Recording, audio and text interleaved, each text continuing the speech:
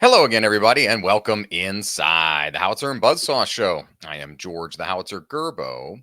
And I am Mike, the Buzzsaw Asti. Sports Talk, back with you here with a menagerie of topics for this February edition of the HBS. It is good, as always, to see the Buzzsaw as we continue to transition our way through winter here from... Hey, groundhogs telling us spring's coming. So... Spring is rapidly approaching thanks to the groundhog. I don't always listen to the groundhog, but the groundhog is on my side this year. It's getting a little warmer. He's saying spring is fast approaching. You don't have to worry about winter sticking around too long. I'm in a good mood. Shout out to Punksy Phil there for all of his prognostications. Yeah. We're getting there. It's hard to believe the college basketball season, which feels a little bit like an afterthought this year, is come March Madness is very close, just a few weeks away. That'll be an exciting time, as it always is.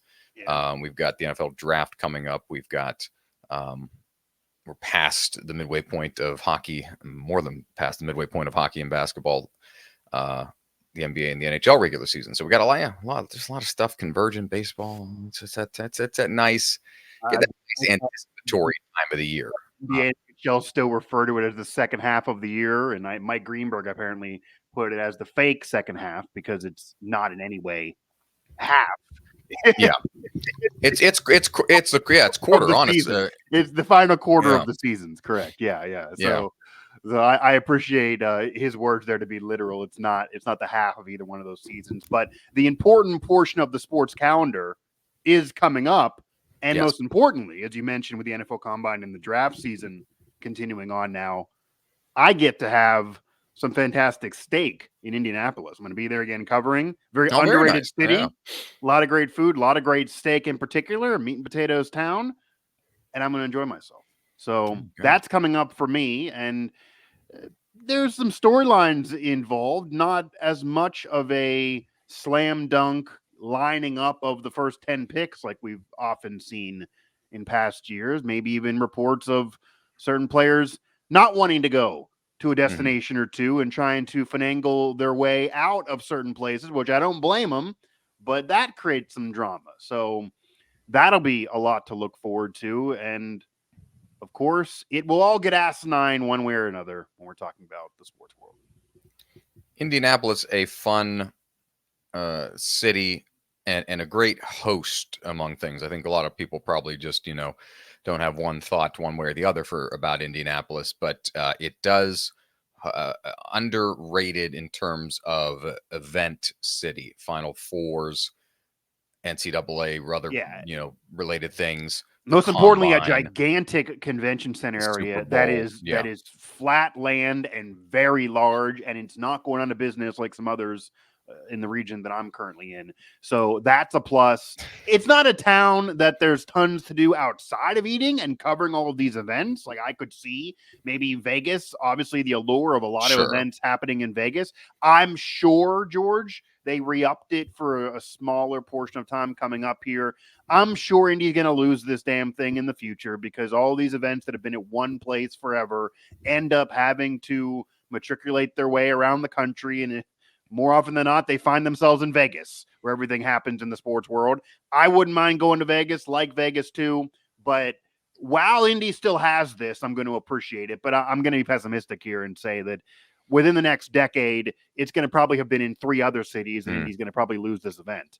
But it does make sense right now for sure for the Combine of all events to stay in Indy. Easy to walk around, plenty of parking, clean downtown. It's really easy to get to.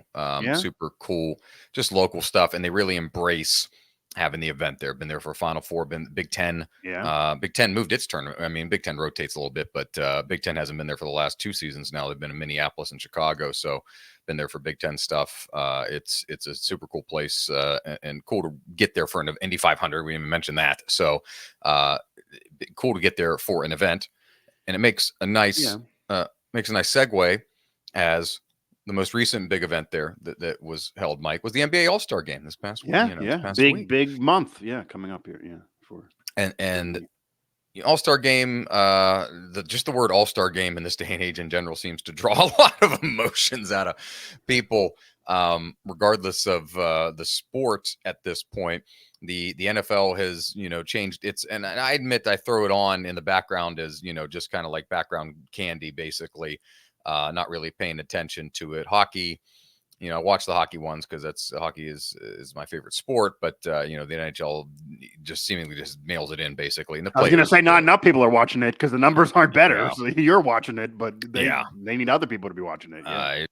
Try their best or just not even really trying at all. And so we've seen a lot of tweaks in these type of things. Baseball, ironically, after the hubbub in the 20 years ago now, with how the game in Milwaukee in 2003 ended in a tie, and God forbid nobody could stomach that. And then we had this whole era of determining home field for the World Series off of the All-Star game, which has ended. Somehow baseball seemingly rises above and is, the best of this crop here. And hasn't really had, they've tweaked the home run derby, but it's still people crushing home runs. And so you still get, the core, the base of what they're trying to put on there. However, with basketball, with the NBA, Mike, 200 points, over 200 points by the winning squad and the MVP, Dame Lillard for the Eastern Conference. And we've just, I think it was the number I heard was 3 or 4 fouls called in the whole game. So it's less. Everybody loves scoring. You like seeing that, but it's becoming less and less recognizable as true basketball. Even though we don't want people to get injured, even though we don't want, crazy things to happen there. But even, we less than a generation ago, we're talking about, Kobe and Michael playing in games and still being able, Iverson, still being able to go up against each other, have fun, be safe, but also still ball. And it still looked like basketball and guys challenging each other. It was always fun seeing, Hall of Famers play defense against each other, that you once in a lifetime type of thing. And now it's kind of gone by the wayside. And, now that we got the NBA talking about what the fix would be, if it's going to be a baseball like thing with home. Yeah, reports are Adam Silver's all mad. Apparently, they were even talking on the broadcast. He was Adam Silver's definitely mad. He was mean mugging and in his feelings during the game. So you won't like Adam Silver when he's angry. He'd definitely be mad. As an ancillary to that, the dunk contest has been a joke now for at least 5+ years. Arguably worse than the game itself. Yes. Shout out. I thought the 3-point was entertaining, as it always is. The Stephen Curry, Sabrina Ionescu kind of battle of the sexes thing was also very cool and competitive. 100%. Hell, even I watched on Friday the celebrity game, and you had NFL dudes like Micah Parsons and CJ Stroud going hard in there. You did, and that in the past, Terrell Owens has played in that multiple times. That has actually. You saw Kevin Harden going at T.O., obviously a very small comedian versus a legendary Hall of Fame receiver who's a very, fine-tuned athlete who played basketball. That was a cool kind of scene for the comedic value, entertainment value. That still goes on. I don't really care about the celebrity game, though, to be honest with you, whether it be baseball, basketball. It's not something I'm going to be hooked into. Sure. But it's hard to do much else. Like, you're going to have celebrities coaching, be assistants, have celebrities play. You can make an argument that maybe they don't fairly weight these teams, almost like the fix is in, where you put all the athletes on one squad, all the celebrities on the other squad, and then you're going to get the result you get. But and Stephen A. Smith was able to use it as more for himself individually, and then matriculate it on throughout ESPN programming the rest of that week. So that's fine for them. But light up court to try to generate interest a little bit, big. Essentially, the court was an entire LED screen. But the game itself, the only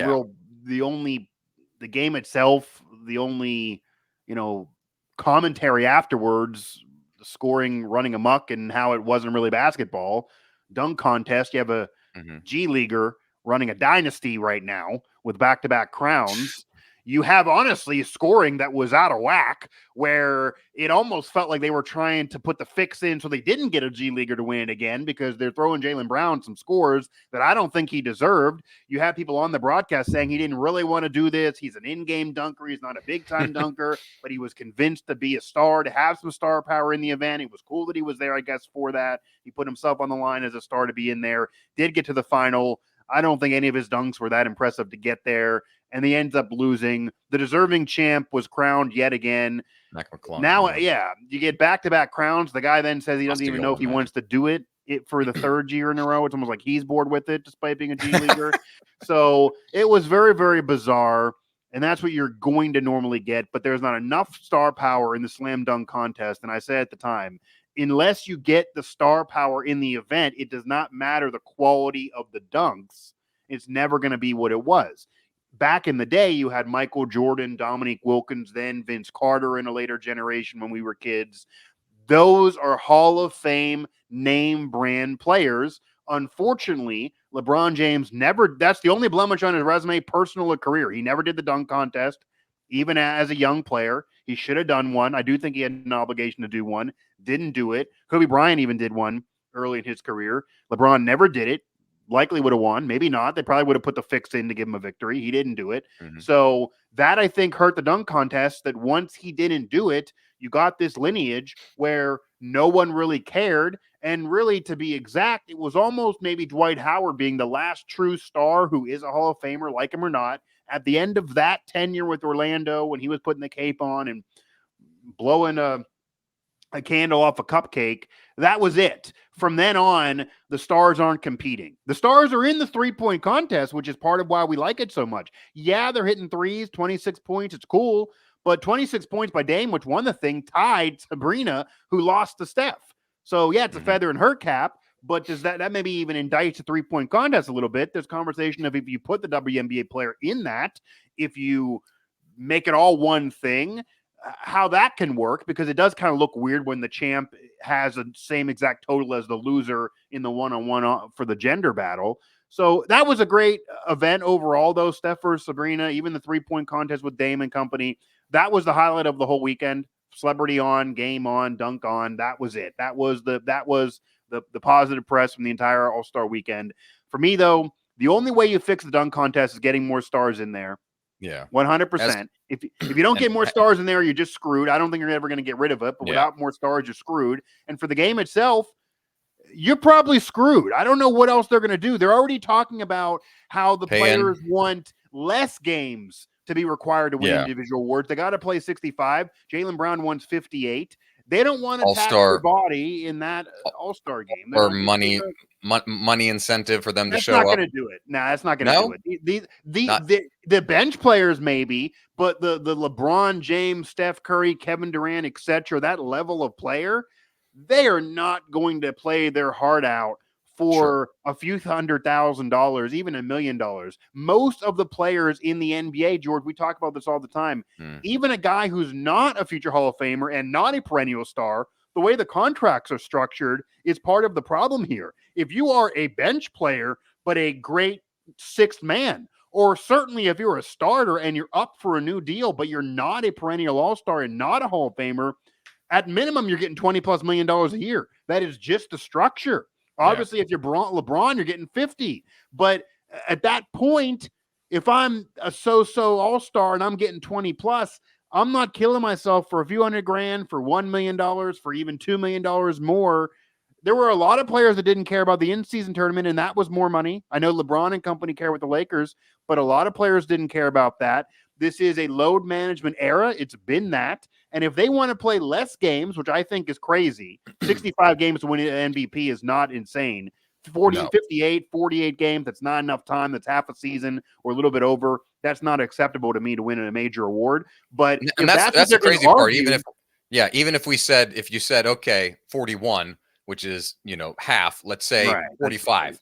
So let's lower the number from the 65 that was just instituted to 45. You still have guys complaining about 45, Well, yeah, but I mean, I'm not even moving to 45. I mean, that is just insane. Half or a little bit over half. And I know again, it's literally just consideration for awards. If you want to be an award without doing the proper, you can go ahead and win a championship still. But it's just about the awards. Yeah.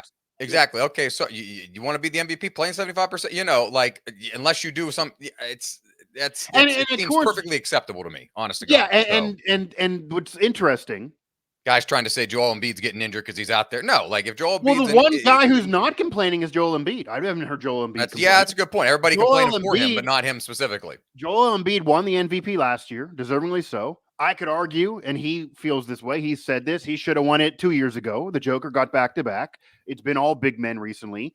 With how wide open things are right now, because Jaylen Brown might even creep back in there, despite the Celtics already having so much of a stranglehold as the number 1 seed. Joel Embiid would have been the MVP this year if they end up as a top 4 or 5 seed without James Harden. They lost in the offseason, and he's really the major star. Maxey and company are there. But people thought the Sixers were dead, all the drama. If he led them to one of the high seeds in contention and put up the numbers he's been putting up for the last 3-4 years, Joel Embiid, if he played 75% of the games and was healthy, would walk away with his MVP. The award is wide open now because he's likely not going to come back the rest of the year, may not even play in the playoffs and ruin their whole season with his contract and all of that coming up in the offseason. It's horrible timing for them, but he's not complaining. He's not out there saying on shows, well, I should still be MVP because for me to get them as a 4 seed playing 50% of the games, it's more impressive than this guy, Jaylen Brown, for example, or whoever, leading them to a number 1 seed when they're stacked and he has another $300 million player with him. That's not being said by Joel Embiid himself.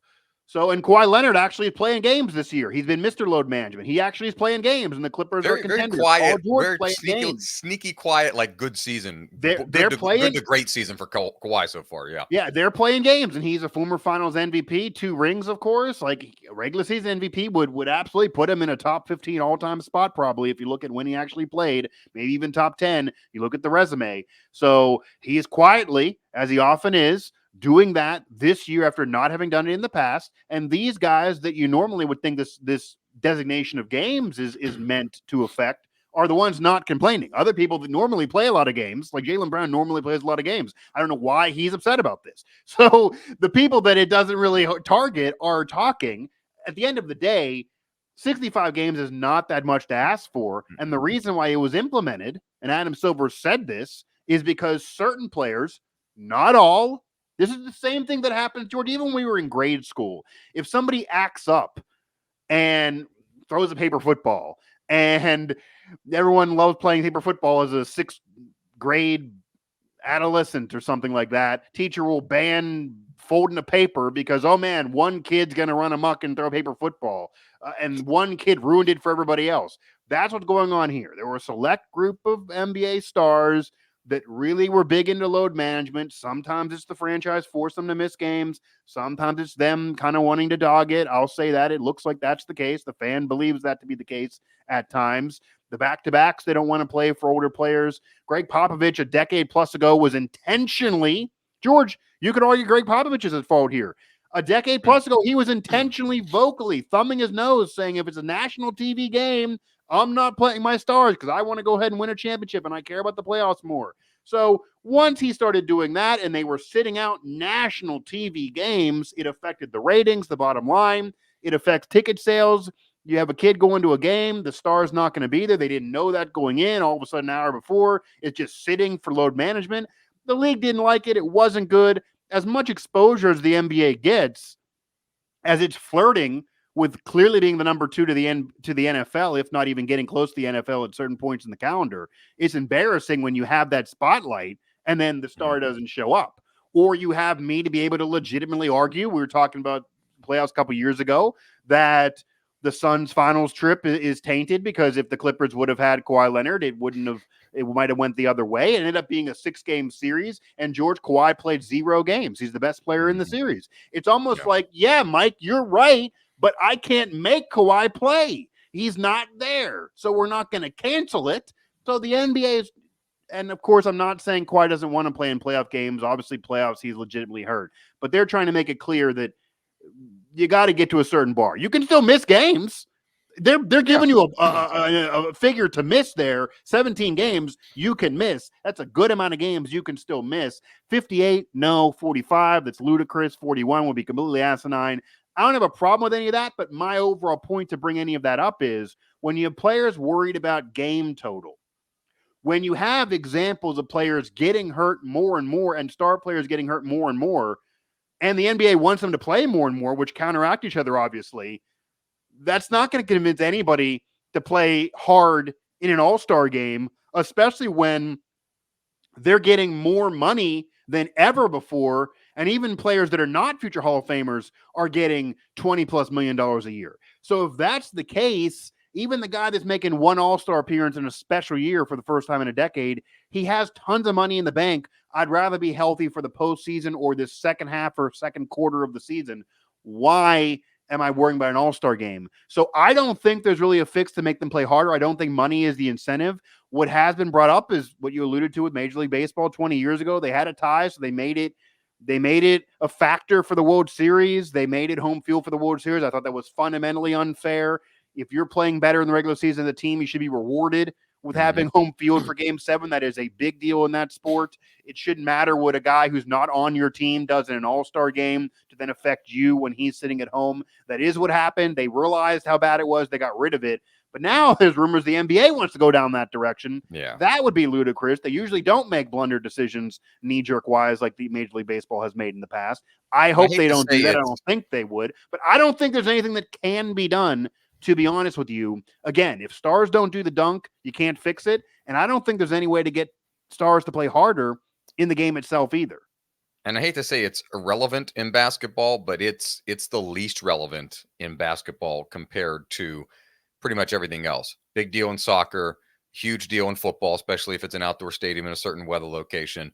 Baseball arguably could be the biggest deal because every field in baseball is different. The dimensions of every park are different. And hockey, it can have a substantial effect playing on your home ice where you know how the puck bounces. Basketball, it's almost like, 50-50 coin. Oh, we got a home court. Like, whoop de frickin' do. So it might not make them care anyway.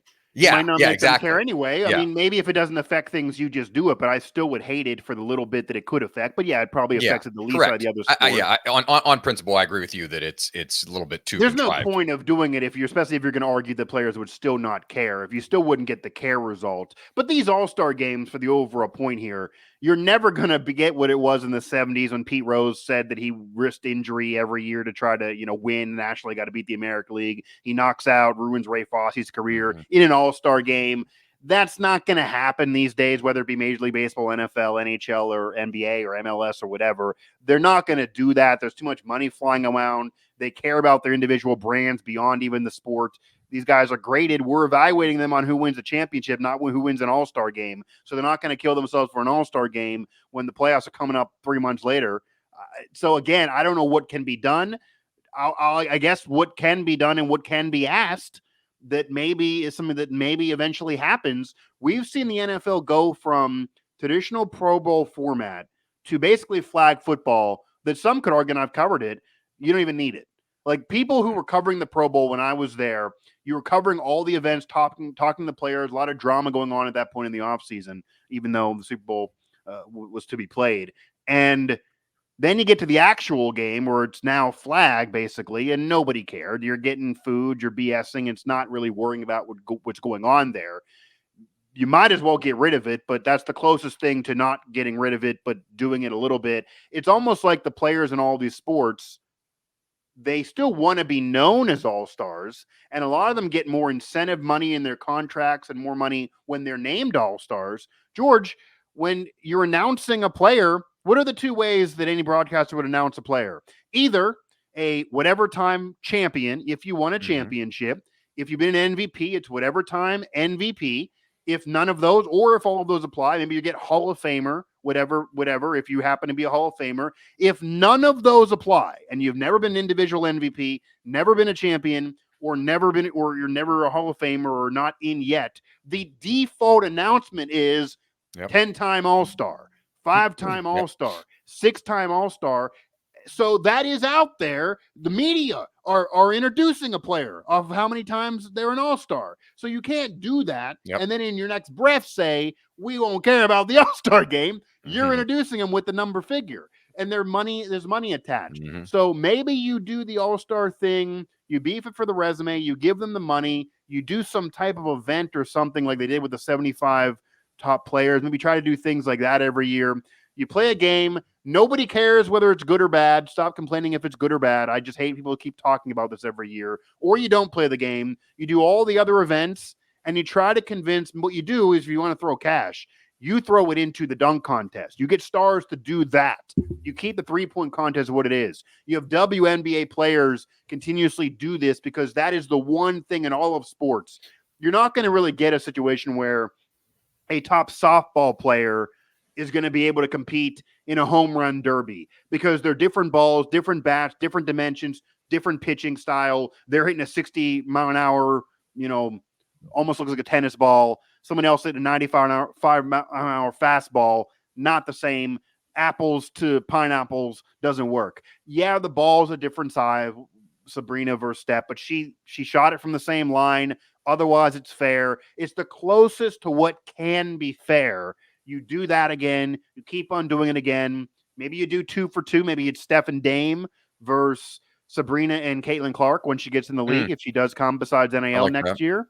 If she takes NIL and goes back to Iowa, then you wait a year or you do somebody else. There's enough stars in the WNBA game. You can do that or do Steph and Sabrina again. Maybe she could beat him as he gets older because she was damn close already this past year. He had to pick it up at the end to beat her. So those things are cool. Those things are working. The dunk contest needs stars. The game itself is just what it is. It's just what it is. And that's across all sports. George, I could argue if you're saying the home run derby in Major League Baseball maybe has it the best, it's the best of all of it being bad because the home run derby right now, yeah, a lot of home runs are being hit at record numbers. But in the 90s, that also got goofy because we had 10 swings and now we're in a time thing and swing as many times as you want, Yeah, so now it's and even then to compare to the dunk, you can have tons of misses and then go ahead and dunk it. That's why a lot of judges were taking points away. You can't miss twice in front of me and then hit the same shot and think I'm going to give you a 9.5 or a 10 here. So, or 4 or 5 or whatever it was. So that is part of the problem too, that these are impressive moves. These dunks and the home runs are out of the park, but they're doing things to elicit more. It's not exactly like we can compare the numbers from these home run derbies to the 90s because the 90s, you had 10 outs. And if you hit 20 plus, it was ridiculous. Now, if you hit 20 plus because you could be up there for 2 hours with no problems, that's nothing. It's like you're not even trying. So it's a different thing altogether now. It's hard to judge them. But the reason why, George, this proves it. There are more home runs being hit now and arguably more athletic dunks being administered now, maybe even in the NHL, if you want to bring up the slap shot competition, those shots are harder. Miles per hour is greater now. However, anyone who's 30 plus will tell you the events of the 90s were better. They weren't better in terms of how hard the shot was hit. They weren't better in terms of who hit more home runs. They weren't better in terms of the athleticism of the dunks. The reason why we think they were better is because we can say Ken Griffey Jr. won that 3 times versus Cespedes, who's not going to the Hall of Fame. He's not going to be in Cooperstown. Yeah, I mean, Josh Hamilton had a brief spurt as an all-star. Josh Hamilton winning one. Bobby Abreu setting a record at one point. Bobby Abreu is not going to the Hall of Fame. You had Griffey versus Sosa. You had stars competing with stars. And yeah, some of it's tainted by steroids, but it was still star versus star versus star back in the 90s. Again, Jordan, Wilkins, Vince Carter, even Dwight Howard, star, Kobe being in there in the dunk competition. Not now when you're getting G Leaguers in it.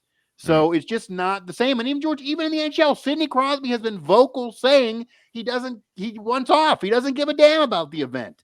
That is not good for the sport. That doesn't argue it to be better. That is bad. If your face of your league is saying, I don't care about this, the one thing you can give credit to LeBron and the NBA stars, LeBron shows up every damn one of those, and he plays in that thing even though he's sitting out a game 2 days later in the regular season because he realizes the importance of being the face of the league and playing. But in terms of high-level competition, these things are just what they are.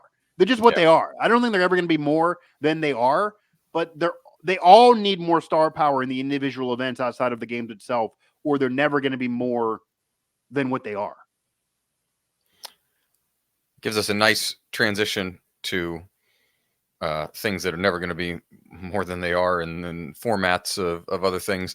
College football playoff, Mike, has announced its working model, what's going to be the formation of this new 12-team playoff as we move from the 4-team era to 12 next year, and at least for 2025 as well. 12 teams, 5 conference champions, 7 at-large teams beyond that. Previously was going to be 6 and 6. And then, of course, the Pac-12 disintegrated right in front of our eyes all of last summer and into the fall. So, unfortunately, they're no longer getting that automatic bid there. But, you're finishing the top 12. You're going to get of the ranking. You're going to be in the playoff in some shape or form. A couple of things to note. The tweak that Notre Dame, which does not belong to a conference and plays an ACC light schedule, means that if they were to be the number 1 team in the Associated Press poll and be undefeated, that because they are not a conference champion, they would have a seed that is no higher than 5th, at least in this current iteration of the playoff. And then the kind of, and we'll touch on that. Yeah. And then kind of the other weird thing, Mike, is it's garnering a lot of news now, is this, we are just here. We have just arrived. We've opened the front door of the 12-team house here, and we've already got CFP commissioners and managers, the board of managers this week, openly saying that they were talking about, well, how about 14? Like, we just freaking got here. Can we see it work for a year, let alone 2, before the SEC and the Big Ten and whoever else decides to muck it up and we're down to 4 conferences and God knows what. Like, just let us see this before we start, and then you can start bandying about and adding teams and all the other. Well, the same people that didn't even want to go to 4 and just wanted to keep the BCS now want to go to 14.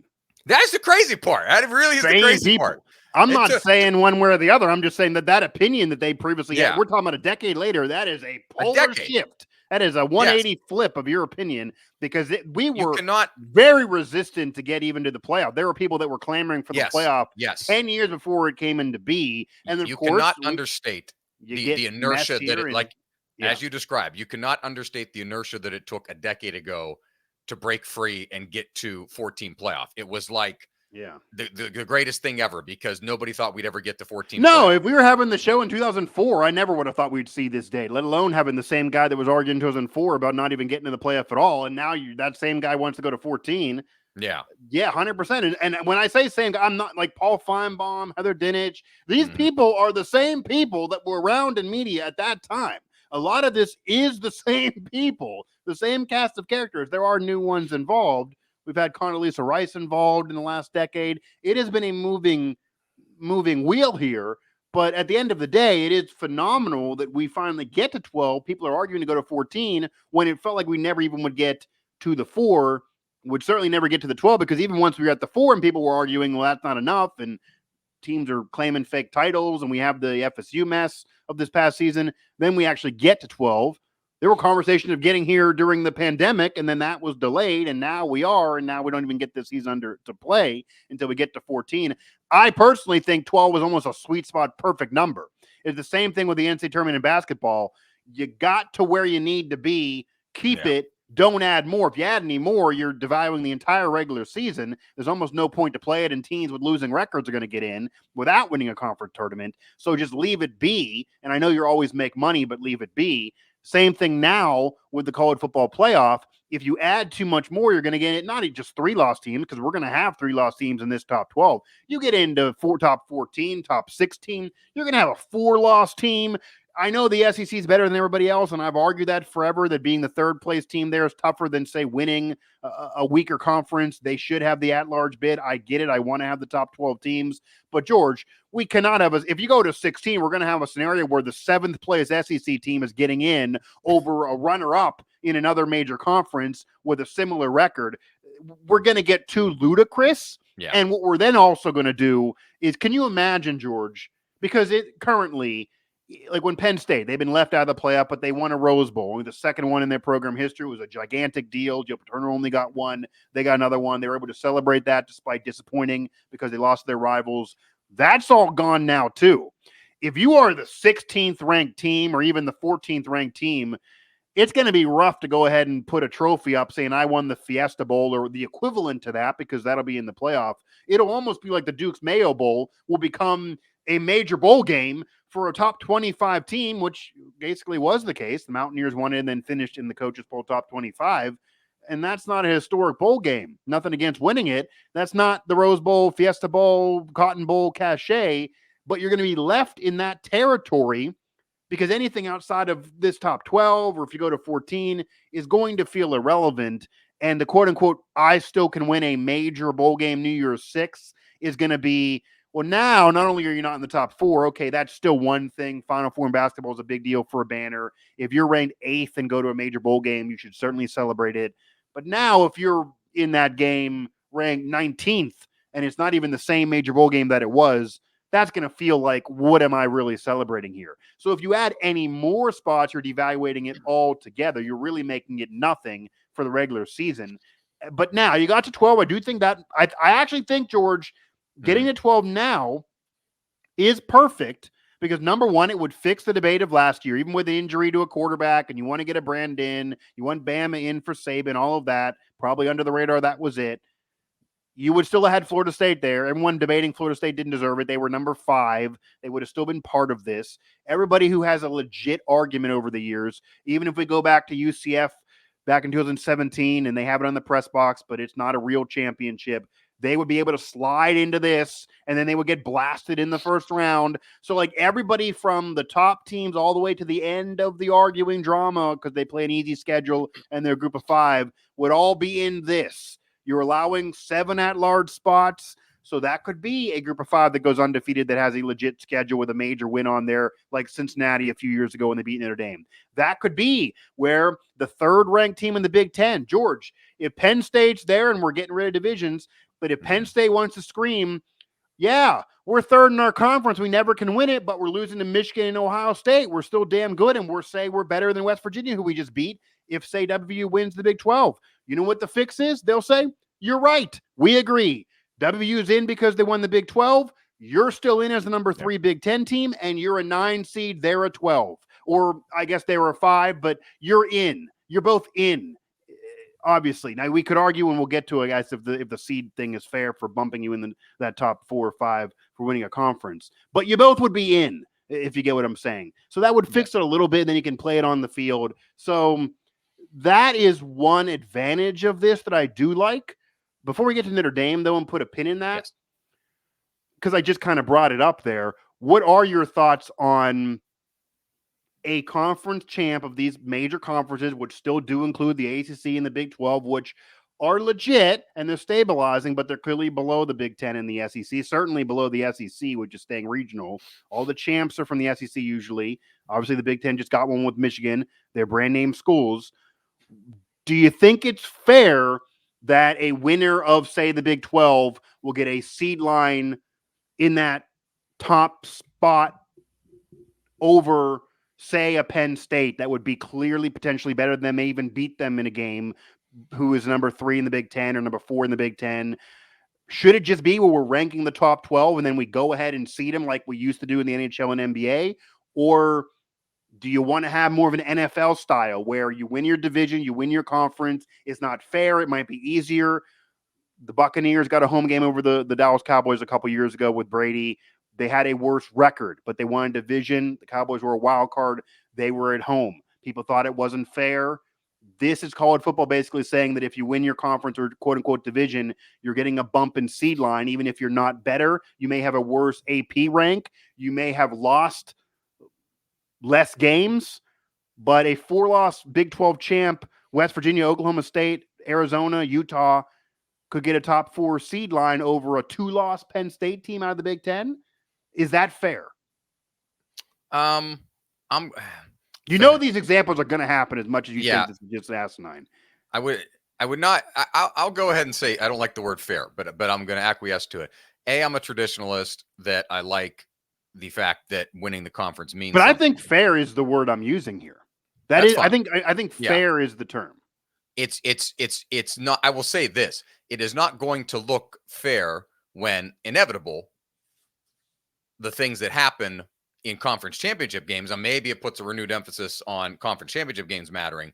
But, we 2 years ago, you would have had Kansas State, not TCU, who was in the national championship game. Well, what if Washington lost to Oregon in the say last year? Obviously, the Pac-12's out of it now, but they beat Oregon earlier in the year. They were clearly one of the top 4 best teams of the entire country. What if they lost by a field goal late to Oregon in the Pac-12 title game that easily could have happened? Then it's one thing if they dropped to a 2 or 3 or 4 seed, but in that scenario, that would have dropped them all the way out of that top 4 spot. It would have put Oregon ahead of them, who they beat a month earlier and had a better record then. Is that fair? I'm going to use fair again. Yeah, it is not fair on the face. I think the conferences now have, the Big 12 has never had divisions, and they're not going to at this point. So they've always been okay. Now, granted, Kansas State, when they were a top 25 team, but they wouldn't have been in the top 12 right? They would have ago. That's actually a perfect example. I think they were about 16 or 18 when they were ranked when they played in the conference championship against TCU, lost to TCU, but TCU still got a bid to the CFP. Well, what my point is that TCU became the national runner-up. It's literally on their press box. They did not win the conference title because they lost to Kansas State, who they were better than most of the year, and they were undefeated prior to that game. What the committee is now saying is if that example repeats itself where you're undefeated all the year, you lose the conference title game to a team that's lost multiple times before that, Kansas State would have got one of those top seed line spots. TCU would have been bumped down, and realistically, TCU is probably not playing Michigan. They would have had a tougher road. To give you a middle ground to that's going to happen. To give you a middle ground on fair, I think you make it a range. So if you, and this allows Notre Dame kind of a protected status as well. If you're a conference champion, you will not be seeded lower than 6. You'll get a home game. So you're saying this is what you would do, or I'm talking about how it is now? Yes. Yeah. How it is. I hate agreeing with you, but I'm going to here. So then you don't, but if you want to do that, you don't like how it is now then? I do like how it is now because I think it's for 2 reasons. I'm asking if it's fair the way it is now. I'm not talking about financially. I'm saying if we're talking about crowning. No, nothing to do with financially. Yeah, I'm just saying, are we crowning a true champion now? It is fair now. It could be more fair if I could give you that. Here's my question. Here's what I want to add before you go, because this is what I obviously, I'm a student of championships here in college sports. I can tell you who claim things, what's fair, what should not be claimed. Part of doing this, some have said, and I thought of this initially, George, I was in this camp, that going to the 12, certainly if you go to 14, even if you do this now with the conference champ things, I heard some say this will put an official end to a fake championship. You cannot hang a banner if you are UCF anymore. You can't argue on if Pitt should have 9 or 4. You can't. That'll be it. That is what Kirk Herbstreit has said. And that would be great if we can get to that point. And I would even love to rewrite history. However, here's what I'm going to say to you, George. I disagree with what he's saying. Based on what you're telling me and what we're discussing now, I don't think we're done with fake championships. Because here's what I'm going to tell you. If we had the examples that happen now, the AP voters, we know some of them, they are not behooving to this playoff. They can middle finger, George, and say, yeah, you like old school, you like divisions. You would probably, I'm sure, George, you would say, I get the fairness of over a body of work, but I'm sure you probably would say, well, yeah, Washington, you had a better record, but you shouldn't have lost in the game, so it's still your own fault for losing. I get that argument, but the AP voter at any time could throw a monkey wrench in and say, you know what? Screw it. I'm not ranking Oregon better than them. I'm going to keep it where it is because I'm going to do the overall body of work thing that some don't want to do because, like Mike Asti, I understand I'm crowning a champion from September all the way on, not just December in January. So my point is, George, if you get into that mess, you're going to have the AP top 25 way different than the college football top CFP, 25 or the whatever you want to rank out of the CP all the way to the 12. My point is, if you do that and get in that neighborhood, you will have programs start claiming things because they're going to say that I can go to this AP vote, which is a historically legit title that people are hanging banners for. And you would be in the same mess of saying, yeah, I don't want to do it, but I AP champ. Like that is what we're still going to have that a little bit. It'll be less. It would have to be really wild, but we have seen some really wild things in college. But there is a small creek to do that, and you're giving me a group of 5 door. You're giving me an FSU door. You're giving me you could have a team. And perhaps it is like the undefeated Notre Dame example where Notre Dame could do this, but maybe you've got, I'll do your hypothetical thing and then I'll give you my kind of tweak for the system. You've got Notre Dame, who in this current model can't be higher than 5, so they're undefeated and they're playing off a hard schedule. They usually play a top 30 schedule. Schedule's good, all that type of stuff. They run the table. Okay. So they get into the playoff and they're upset late, lose against the team. Gotta be a close game. Right. From a big conference. Yeah. SEC, Big Ten, pick one, whatever. The playoff plays its way out and your national champion is the 12 is a 2-loss. Let's just say it's a 2-loss team. But eventually a 12 seed or 10 seed are going to win this damn thing. 100%. A crazy upset city and the national championship. One of those 12 teams has 2 losses because that would have been the case with, I think, Ole Miss and Penn State both had 2 losses. And it'll be an NCAA tournament thing. UConn with Kevin Ollie won an NCAA tournament. They were a 9 seed. That'll happen. Correct. Yeah. So you've got a low seed team from a major conference, but a low seed team or whatever. That's a 2-loss team that has won a national championship. And then I've got Notre Dame, who schedules independently, hasn't won a conference, but neither is the national champion. And they've played a tough schedule of Southern Cal and whoever else in there. With one loss, and their loss came in the first round of the playoff. Right, to a ranked team who's good. By 3 points. Close game. Yeah. You know what they're going to say in that scenario? I can see Associated Press voters not only putting Notre Dame as ranking them as number 1. Who was the number 1 team in the country this year? Well, Notre Dame lost 1 game. You know what? They're lost 2. So yes, they are going to say overall body of work. Yep, they're going to say overall body of work. That's a 1 loss and their only loss. You know what they're going to do? Which is the phrasing that everyone rolls their eyes on sometimes. They're going to say better record, quality loss. Yeah, hang a banner. So but then if that happened. Because no one's going to, the only way to avoid that then would be disrespecting the Associated Press and saying that we are not counting anything outside of this at all. Or there's some sort of weird behind the scenes handshake agreement that hey, you guys fall in line and pick number 1 as number. Yeah. Because the NCAA does it very weird. I will tell you, George, and this is behind the curtain here for any listeners. I cover West Virginia professionally. We both are alums of the school. When we were at the school, West Virginia had not won a national championship in men's college basketball. Since we have left the school and I started covering it professionally, I had to actually prove this to George and several others. They have I don't think I've been to the Coliseum to see the banner. I got to actually look. I am not that good in Photoshop, so it exists. They have claimed the 1942 season as a national championship. Not only did they add it to the banner, there are 3 banners when you walk in, Final Four banners. Final Four 2010. Yeah. The runner-up year with Jerry West, the Final Four 2010, which are the 2 Final Fours, and then the 1942. And the banner literally says national champions. And the reasoning behind this, Michael Bergale has been open with this. I've talked to him. Number 1, they were ranked number 1, and it actually makes some sense if you're going to play the unfair claim card, because people have claimed titles all throughout history here. They were ranked number 1 in the country before the NCAA tournament. It was just getting started in its infancy. The program itself, nobody who's around now was alive then, obviously, or was running things at that point, decided to and returned down an invite to the NCAA tournament.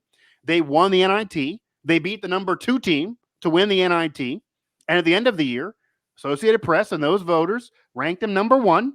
So you could argue, George, at a time when the NIT was more of a major tournament. It would be the same thing as if currently, if the NCAA champion that year of that tournament claims the title over West Virginia, it would be the exact same scenario in terms of the vibe. If the NIT champ would say they're the champion currently, that's how the flip flop was then. Correct. And George, as much as it's crazy, I've seen the certificate to my face. The NCAA has approved this. They can't hang a banner until they put it up there. Okay. So my thing is, the reason why I bring this up. Yeah. If you're the NCAA and you, in one side of your mouth, are involved with the committee, and your major pundits who are clearly involved are saying that they would like to put an end to fake claims. I agree. I'd love to put an end to it as well, and that this is going to do that. And then within the last 5 years, you are officializing claims of championships from decades earlier, fair or unfair. The only way that's hypocritical, number one. So what I'm saying is that if that is your goal, you need to put out a literal statement saying whatever has happened to this point will grandfather in. Okay. From now on, the only way you are national champion is if you are number one ranked in the playoff. The AP does not crown a champion any longer. Neither does, might be headed toward that at some point. Yeah. Neither does the coaches poll. Neither does the Collie Matrix, which is hardly legit and very controversial, which is what UCF claims off of. All of those, because if right now there's a PDF, we can both get it as media members. They can send it to you whenever. It shows you who are the legit champs, and they give you, it's like a 7-page thing to the side of all the different selectors and who selected what and who selected this. And sometimes I'm not even exaggerating. There's some years where there's literally 6 teams that claim a title in a given year, 60 plus 70 years ago. Well, and go ahead.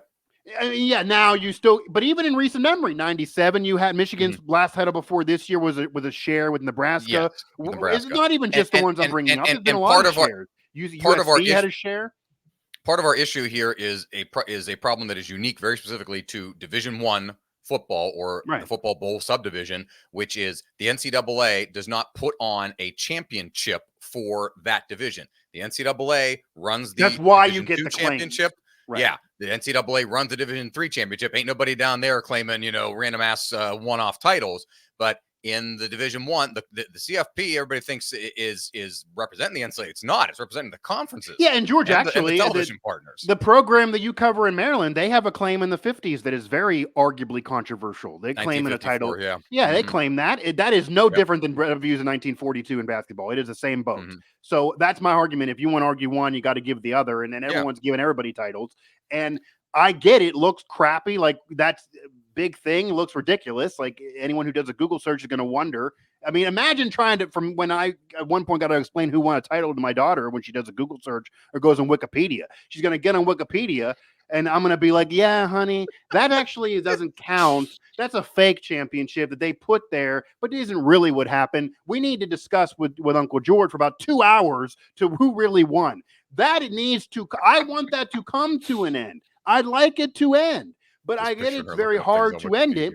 Now, to be fair, George, they have legitimized past the NIT for WVU as a national and all that. Moving forward, though, what they did, which is why I'm bringing this up, they did say what I'm saying. WVU, okay, that was a better tournament. You were 1 ranked in the AP. You can claim the title. But they got rid of it moving forward. Moving forward, if you don't win the NCAA tournament, that's it. Moving forward, there's no, like the 2007 NIT title, George, that banner is really small. It doesn't say national champs on that damn thing. And if it did, the NCAA would tell them to take it down.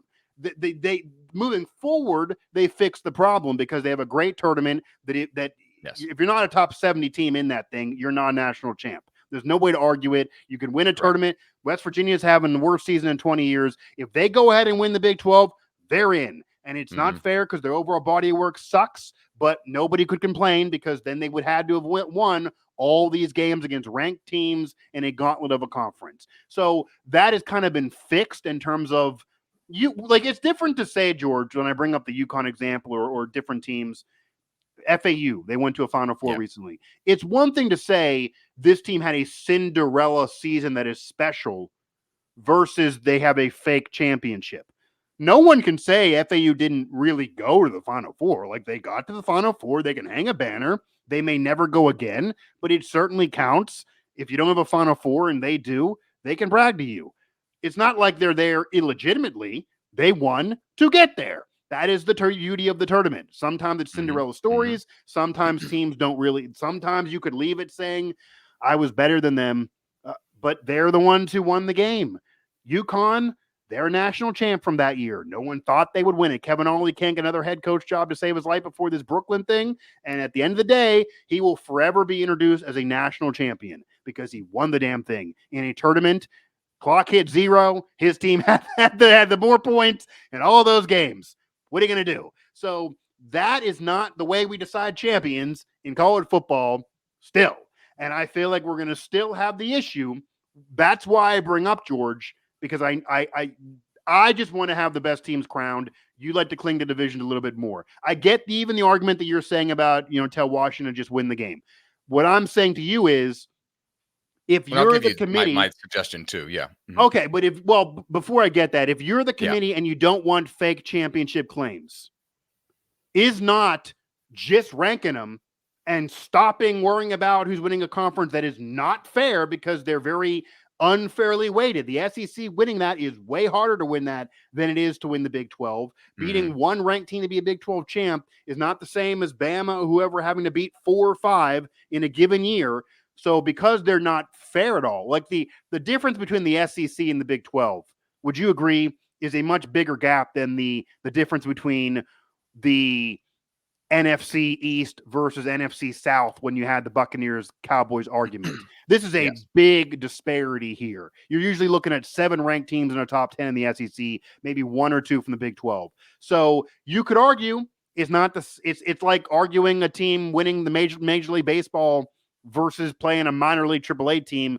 Yeah, winning AAA is not the same as winning in Major League Baseball. You shouldn't treat them the same and go into the same system. So I get all that. And if you just ranked them, I think the AP would kind of agree with your rank. It would be closer like it is now, and you wouldn't have these claims.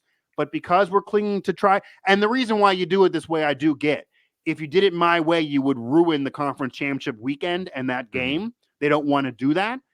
But because they're doing it this way, Notre Dame, any runner-up, certainly any major team that doesn't win a major conference that's in the SEC or Big Ten, or just in general, even a group of 5 team that gets left out, you have a door smallly open to have a fake claim still.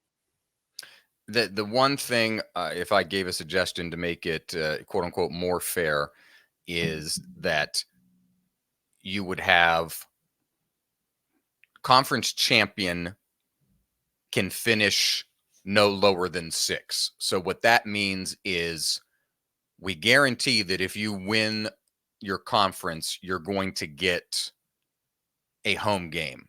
But also that gives us a leeway to stick one other team in there that may be like Georgia, Alabama in the SEC.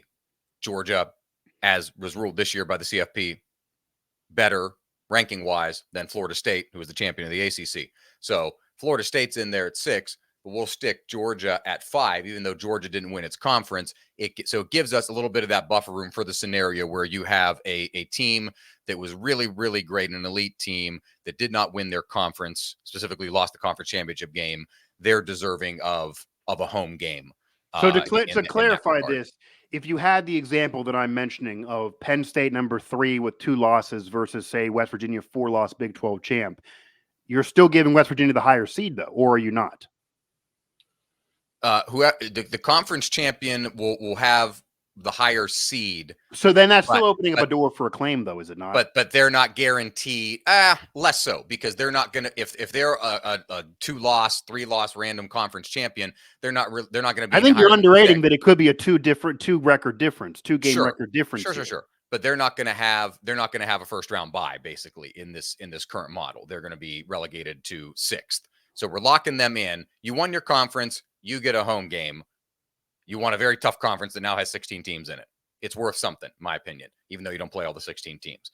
But you won your conference. We're going to give you a home game. You're not Alabama. You're not Michigan, Ohio State, whoever. But you won a conference, so you're going to get a home game. But you're not going to get a first round bye. That's my compromise on that. Yeah. Well, here's the compromise that I actually thought of, and I brought up a while ago on another show, that I feel like we should move towards if we want to stick to having the conference championships matter and have those be the higher seeds and not get rid of them, because they're never going to get rid of them because they are money makers and they want to preserve them, which is why they're doing this. And even the argument with Florida State, people arguing that was not the example I'm giving. That was a unique example. You had an undefeated conference champ from a major conference that got left out. So they don't want to have that scenario again, or they're trying to avoid it. I get why they're doing it this way. My compromise would be, and this would be closer to the basketball example, we might actually be crowning a true champion here. Why not just have you play? I get you don't want to have this go too long, but would it not then be a little bit more fair if like play-in game or something? Well, instead of just basically having a regular season record that then gets you into the conference championship game, which it was really unfair when it was divisions. We've agreed on that before. Like you win a weaker division that is not. Penn State got screwed numerous times. We've eliminated a lot of that now that everybody is going to be top 2 round robin. Now we have eliminated that. You're not going to have Iowa, who was Iowa last year, barely clinging into the top 25. Right, like for example, voters' hearts. If they would have won, for example, if we would have had this exact format a season ago and Iowa would have beaten Michigan in a crazy upset, they would have been a top seed. That would be insanely ludicrous. They're the most boring team of the whole season. They lost a couple games. They had no quality wins all year. It would have been a farce. So it didn't have that happen. They got lucky and Michigan romped them and then they won the title. So it's not as big of a deal. And we get to this now. But that would have happened then. But now that we're doing 1 versus 2, I'm a little happier. But what I'm saying to you is instead of just doing 1 versus 2 off record, because as you're saying, which is the argument against what I'm saying is better now, is not everybody plays everybody. So our record's even fair because some records are harder to come by than other records. Some people have a harder season than other records. Some people play more Power 5s than other records. And obviously it's just your conference record that matters here. But some people even play harder conference games. Penn State's playing Ohio State and Michigan every year. Not everybody plays both of them every year. Some people avoid them because whether it's a rival or you just want to have the games. And it's going to be different now. But that's still somewhat unfair. So you do the college basketball thing a little bit where you don't have just a conference championship game. You have a conference championship tournament. You play the regular season. You still have to seed it by record. Okay, but there's no divisions. So it's a little bit 5% unfair still if someone has a harder record. You then, even if it's 2 games, you then go into... Say you take the top 4 regular season ranked teams and you play 1 versus 4, 2 versus 3, and those 2 winners then play for the conference championship. Then you're able to be ranked from the CFP. Does that at least appease a little bit where it's harder to come by? So my example, the reason why I would rather that, even though it would still be a little bit unfair, is for Oregon to beat Washington or for Kansas State to get in with a better seed than TCU if those things would have happened the last few years. Oregon would have to do something first and then do that. It would be a gauntlet they'd have to get through. Kansas State would have to get through a gauntlet. So my point is, if Kansas State would have beat another ranked team, then they beat TCU, they wouldn't have finished at 16. They would have moved all the way up to 8 probably because they would have had multiple ranked wins to that point. You'd have to do something prior to the point to legitimize getting there. You can't just walk in off an easier schedule like Kansas State didn't play anybody tough that year. They get in, they win, and then TCU would have got bumped out on a crazy game. They'd have to have beaten somebody first that had a ranked good season because that would be a 1 versus 2 team. And then you get to the conference title game. It makes it harder on you to have a crazy upset situation. Like I'm bringing up with West Virginia and all the drama. They're not going to run through the Big 12 tournament like they're saying because it's too damn tough. It's too many games. Right. If it was 1 game, you don't know. That's a lot of transfers who played a lot of minutes. They're good players. 1 game, I've seen them upset teams already. They beat Kansas. They're not going to beat Kansas. Then Houston, all these teams in a row. It's not going to happen. It would mirror that a little bit in college football to say, okay, you win 1 upset, cool. Do it again. Do it again. If you can't do it 2 or 3 times in a row, you're left out because the team who deserved it more is beating you and deserves to be there anyway. That would be, if you're really caring about conference championships, I would try to legitimize them by having a tournament that you win. And then, George, if you want to do what baseball does, and you say, okay, it's not a national title, but you can claim a little trophy for a regular season championship. There's a separate tournament champion, and then you go into the actual national championship round. Like West Virginia claims a Big 12 title for baseball. That's just a regular season trophy. But it's a big thing. They have it. You could do that. I wouldn't care about that claim of a regular season title if it does not mean you're a national champion. Like West Virginia's not trying to argue a national championship. And you can do it now in those Big 12 Power 4 conference, in those those top 4 conferences. And now it's more even, right? Yeah. Because it's literally just going to be based on record. I'll throw out there. Would you keep it the way it is now if you do that? I told you, I'm fine with the way it is now. Personally, but here's the reason they're not going to leave it the way it is now forever, because they already want to tank and go to 14. So if you're in the meeting next year and you have a Florida State example again, and somebody's arguing from the ACC, we can't keep it the way it is now. Would you go to my compromise? I was 8. I was the guy that wanted. Well, we've agreed. I was 8. We were both 8 guys. But they're not going to go 8. They're not going to go 8 though. So here on Earth, we're just getting. It's genie's out of the bottle. Genie's out of the bottle, George. We're at 12 right now. We're not going 8. It's going to be. It goes back to I would be fine at 8. Yeah. Yeah, making these guys play. They play 13, 12 regular season games. Now they get 2 bye weeks now, but 12 regular. So it's too many games to do what I want. Is that your problem? Yeah. We're at 12 regular season games. Why can't we? Here's how you fix it. A bowl game, bowl game that's not a playoff bowl game is 13. I can give you the same game total. You get rid of the FCS game. Stop playing I'm about to say you want to get rid of the stuff at the beginning of the season. No, I'm not saying get rid of it all, because I like regional too. You play the backyard brawl. If Maryland wants to do the BS and claim Virginia as a rival, even though they're very rarely good. So what's your regular season? You play 8. No, or 10? I mean, well, here's the number one problem.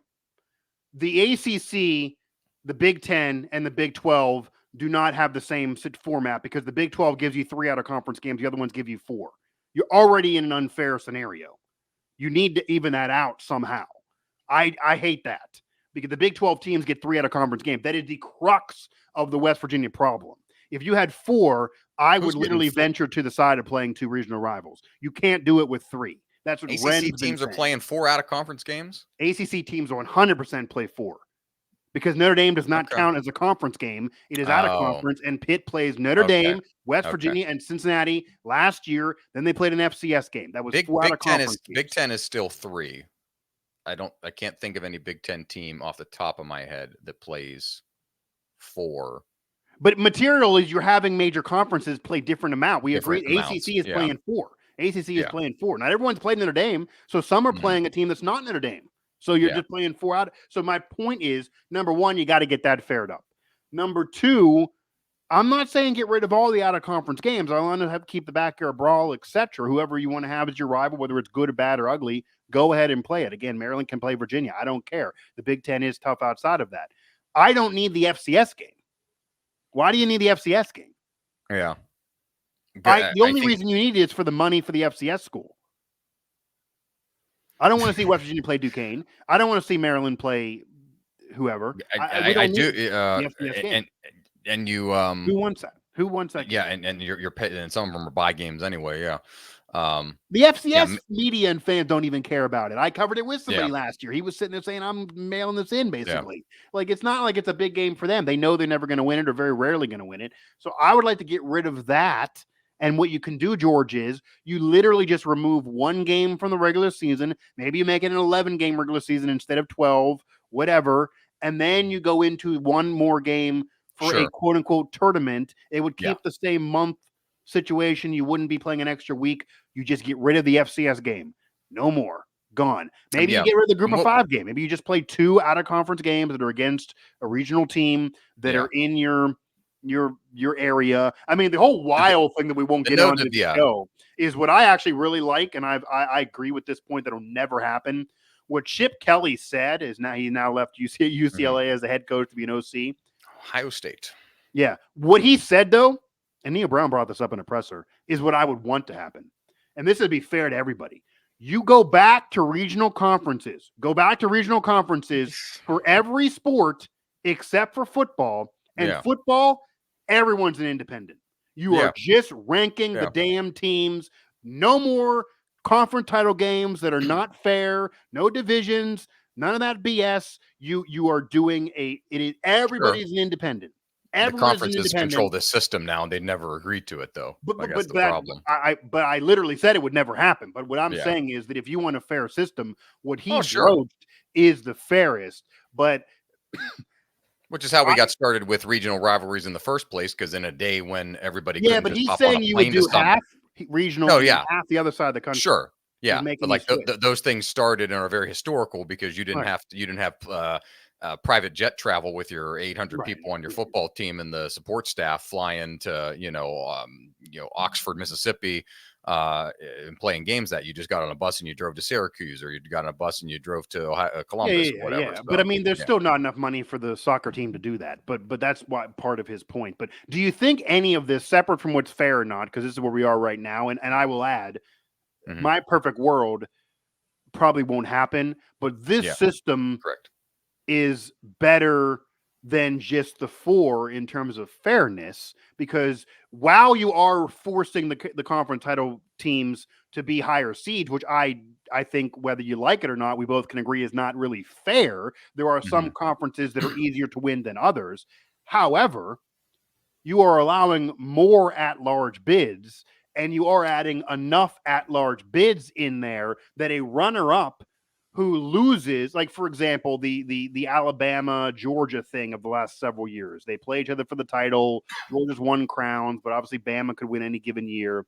Yeah. Bama loses to Georgia. Bama's still going to be in, even if Georgia's a better seed. And Bama in those years was still very good, George, that if you were sitting there as a low seed or even a high seed, and Bama does not win the SEC in those years and will get in, I'm sure, say, for example, you have a special year and West Virginia, for some reason, wins the Big 12, and they were 4 seed, and then Bama would lose to Georgia, and they're an 8 or something, and they play them. West Virginia would be shaking in their boots and would lose. So you would have it even out that the better team, who is a worse seed, would still win more of those games if they're in a tougher conference, because they're usually better than you and have better players.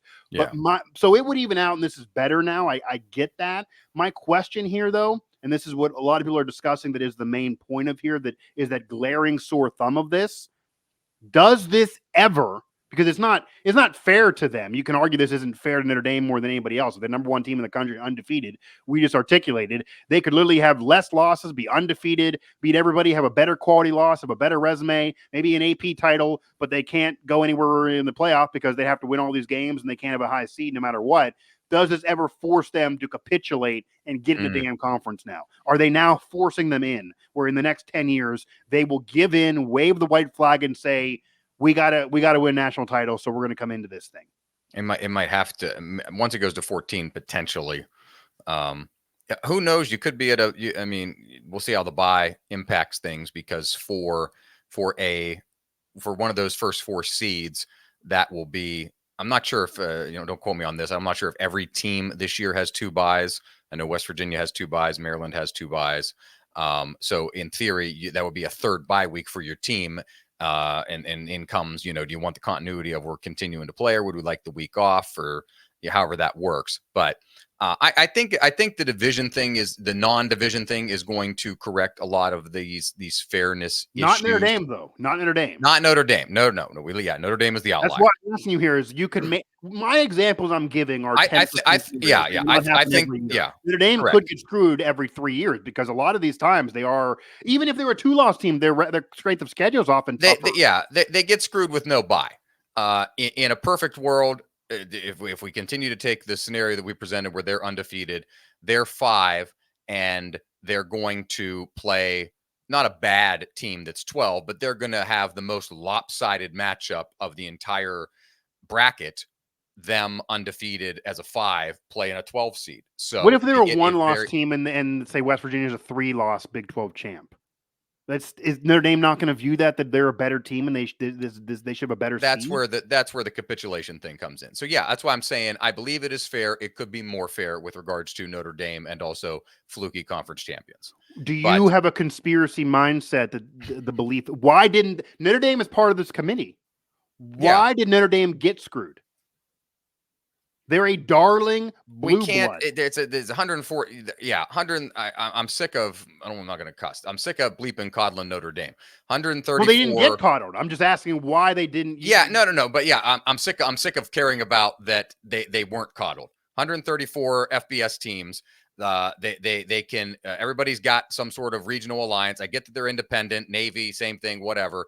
They're not the only one, to be fair. Yeah. You win all your, you win 11, you win 10 games, they're probably in. Like everybody. No, but getting in is, we just talked about, they could be a 6th seed and they could be undefeated. Sure. Yeah. but they get, and then they're good and whatever. No, I haven't seen a truly dominant Notre Dame team since the freaking Brady Quinn days, and then Ohio State wiped their ass. So but I mean that is the example though.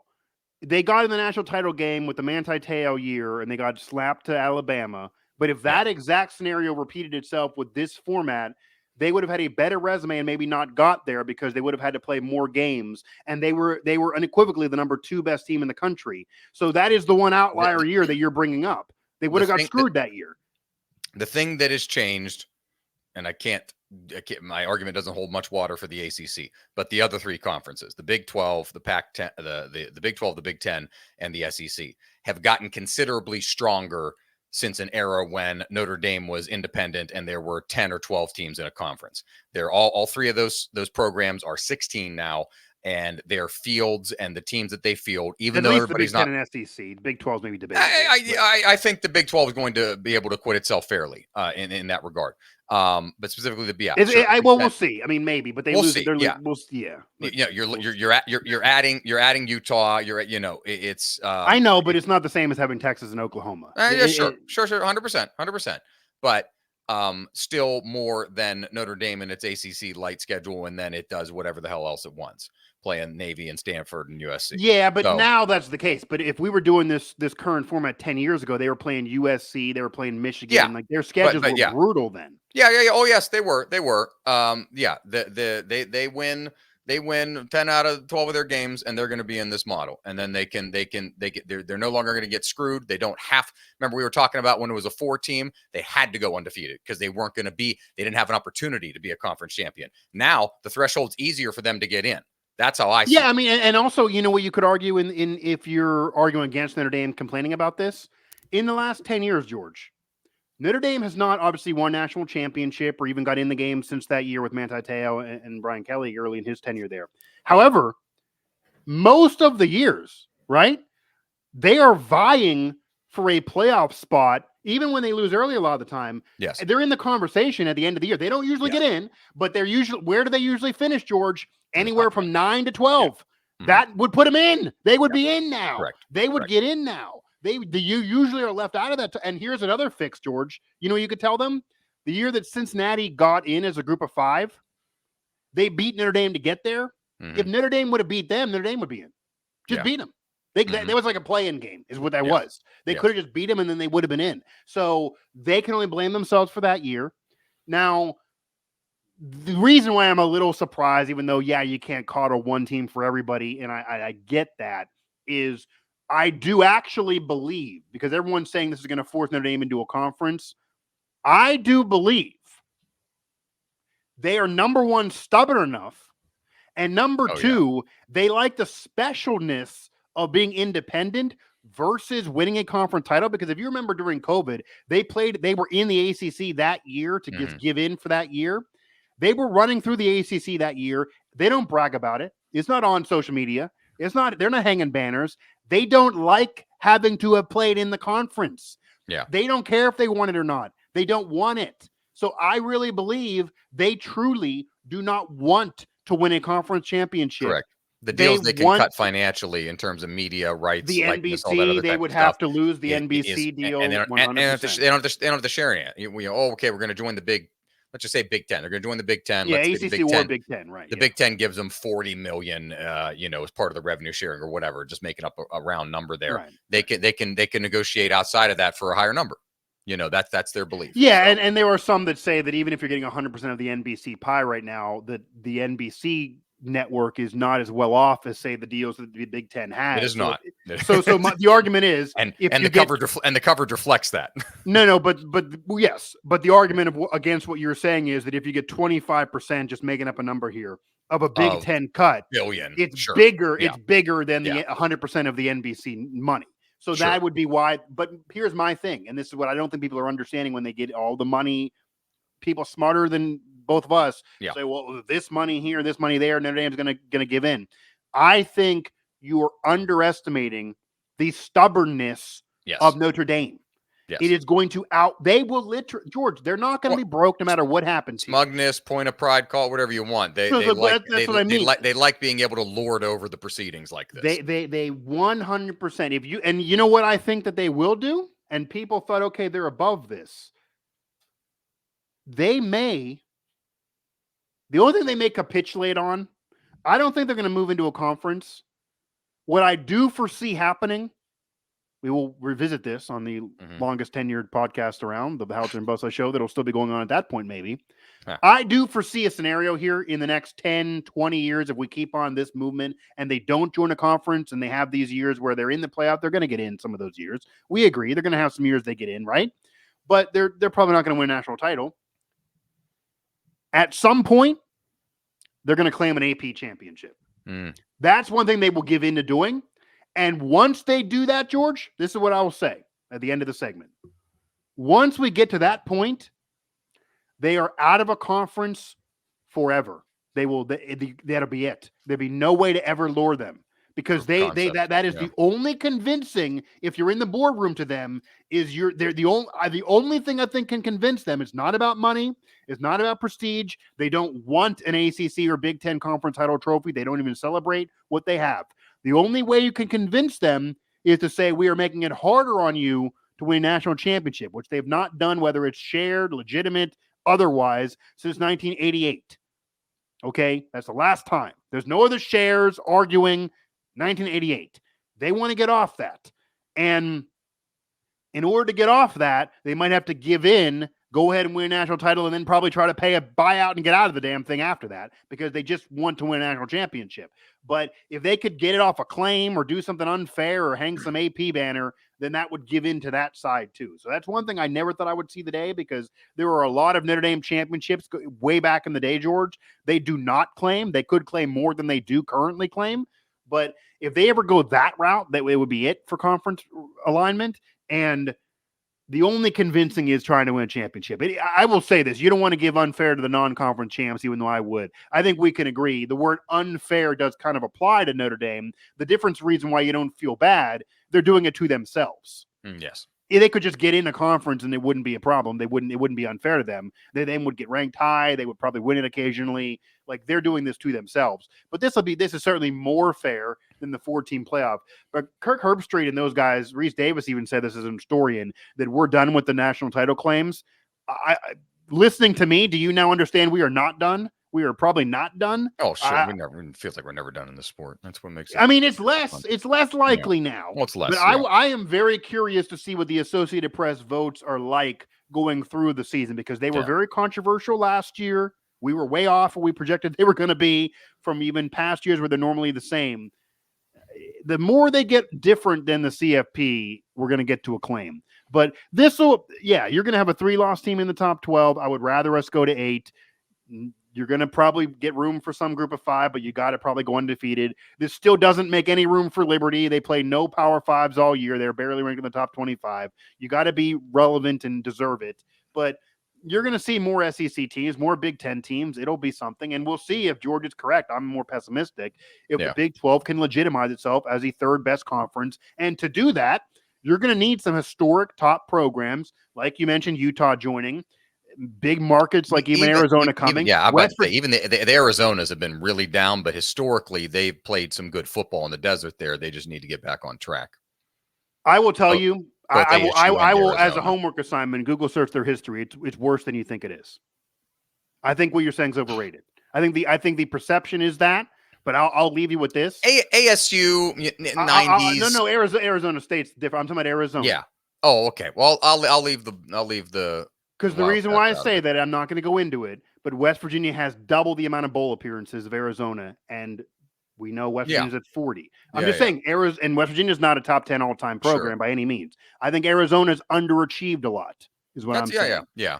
So my point is that if Arizona ASU's does got not some historical, ASU's made in Rose Bowl appearance as Jake Plummer years against the Buck. I think they won the Rose Bowl. Yeah, it's not enough of them though. I mean, we're talking history-wise. Sure. But I'm just saying that in order for what you're saying to happen, you need to have Arizona State come back. Arizona got to not underachieve. Yes, Utah got to rise up. I'll even throw out West Virginia. The 9-win season got to happen more often than the 6-win season. You got to be a top 3 or 4 team. I'm not saying you got to be 1. You got to be a top 3 or 4 team. Oklahoma State got to stop underachieving. You could argue they're underachieving. Those programs got to step up. And if that happens, then sure. If you have a scenario, George, where UCF, and they're not, because last year they weren't even good, but if UCF is running through the conference, they're going to get disrespected. It got to be a top dog that has been around for 100 years that steps up. UCF cannot have a better next decade than West Virginia, or you're probably having the Big 12 as the number 4 conference behind the ACC. That is the problem. You need to have these historic programs step up to what they normally should be 100%. And that includes all the ones we talked about. We will see if it happens. I don't know if it will. But yeah, I mean, we're here. And I'm sure we're going to be at 14 in 2 years because they're just not going to stop tinkering the thing, even though now it's way better than it was. Let's take a quick timeout here on the Howitzer and Buzzsaw show. When we return, the menagerie of topics continues. NBA, something NBA related we haven't talked about, tangential NBA related. I'm saving that one for last because that's mostly just to grind Mike's gears. My gears are not nearly grinded as the man who can't get off social media. I'm sleeping fine at night. I haven't tweeted about it. Someone else, and actually, only one of the 2 people you're talking about is actually. No. We're teasing it. I'm not mentioning it, but yeah. A quick dalliance about what might happen at the top of the NFL draft, and also should you be able to see the private parts of baseball players while they play? All of that and more coming up here on the HBS. I'm just going to pause here for a second.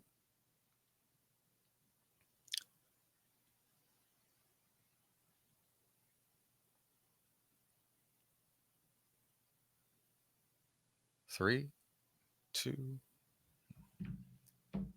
Welcome back inside the Howitzer and Buzzsaw show. George, the Howitzer Gerbo. Mike, the Buzzsaw Steve. Let's continue with... We'll stay with football for right now. More serious of our final 3 topics here. Chicago Bears, number 1 overall pick in this year's draft via the Carolina Panthers. Shout out to Frank Reich and them boys for doing that after they traded up to get Bryce Young. And fortunately, a struggle first season in Carolina. We'll see how that continues in Charlotte. But the Bears have the number 1 overall pick. You got a more exciting quarterback draft, in my opinion, this year than last year, even though last year did produce C.J. Stroud, and he had an excellent rookie campaign and a divisional round appearance. This is more drama, at least this year. There's more intrigue. Yeah, and some more of these, the traditional guys that were not like reaching. I don't want to say we reached on Bryce Young, but like, call me stereotypical. You had an Alabama quarterback and then an Ohio State quarterback, and those are like the 2 universities that, God bless them, their programs are great. Everybody knows that, but they're not quarterback factories. Yeah, but then C.J. Stroud happened. So and then C.J. Stroud kind of defied the odds, and it's like, well, okay, right, yeah. So we come to this year, and you've got guys at the top of that draft board like Caleb Williams of Southern California. Shout out Gonzaga College High School, Washington D.C. You got Drake May in North Carolina. You got a lot of things going on there. You got the Commanders up there too. It's why I mentioned. I mean, coming home. Got OC there. Cliff Kingsbury's in town. They're basically trying to pull a coup d'état to try to put some peer pressure on. They try to say if you can finagle a draft here and get us a Patrick Ewing situation in our hometown. Yeah, we'll see.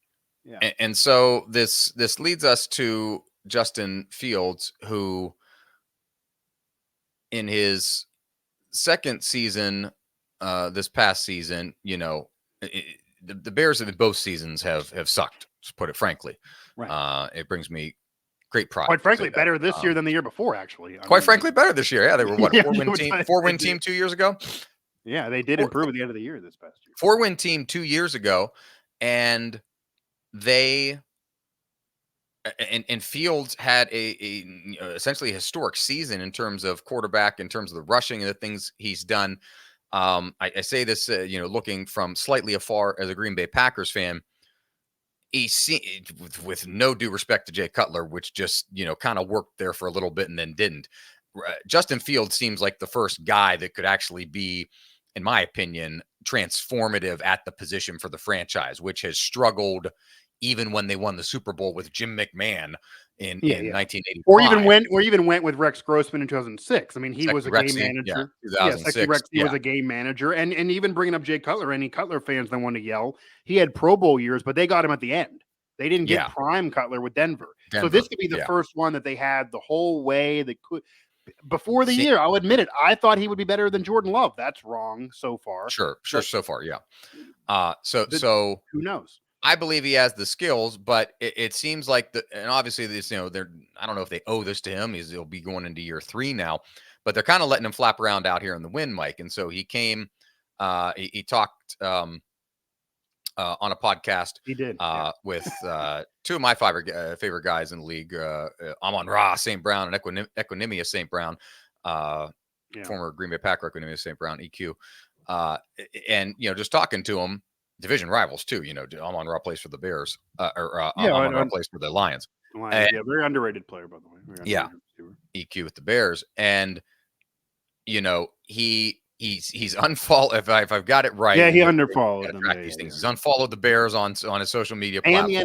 And the NFL. Oh, yeah. So Nick, without he's not following the Bears. Well, he ain't following football anymore. And he claims that he claims he still messes with them. But he unfollowed. But I, George, I will tell you, if I unfollow my wife, she's gonna wonder what the hell happened. Problem. Yeah, it's true. Right. It's excellent comp.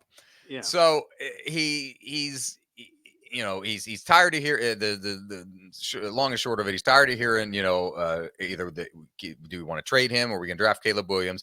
He's tired of hearing it. So, I mean, he could just block these things, which is what I do with people that I follow. George, you could mute. Want to hear mute. But if they're your like, for example, if it's your employer and you are sick of hearing about the Washington Times, or I'm sick of hearing about, Sports Now or Yardbarker, you know what you do instead of blocking? Because George, your employer would probably be like, George, why did you block us? Yeah. You could mute. Just mute. They won't know you blocked them. Yeah. Accounts I follow that I mute because there's like too much torrent of just like news organizations. You can. I don't care. I'll even offer to anyone who wants to follow me for occasional news but doesn't want to see the constant activity. Go ahead and mute and then unmute once or 2 times a week. You don't have to unfollow to not have the activity. You can just mute. It's out there for a reason. I do it. Go ahead and do it to me. He could have done that, but instead he clicked that unfollow button. That's different. That's a different message. So it's a kind of an interesting spot because you'll have Fields year 4.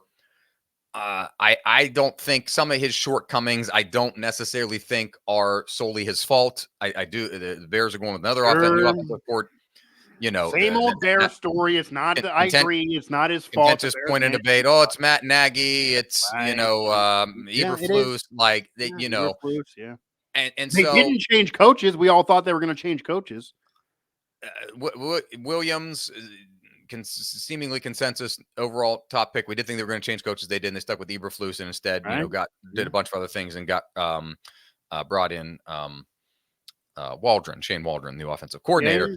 Yeah.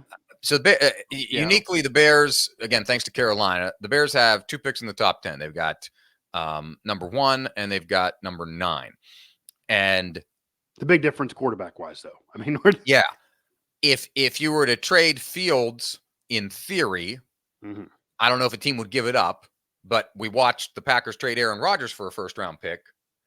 Yeah, a lot of the rumors though with the Steelers and company, I know the Steelers are talking about a second-round pick. A lot of teams are not looking at a first here. That's different. Also, we're talking about a Hall of Famer versus a guy early in his career. That's correct. So yeah, I personally think he's. I would trade if I was the Bears, and I'm thinking about trading him. I would require a first-round pick, but. What if you don't make it happen then?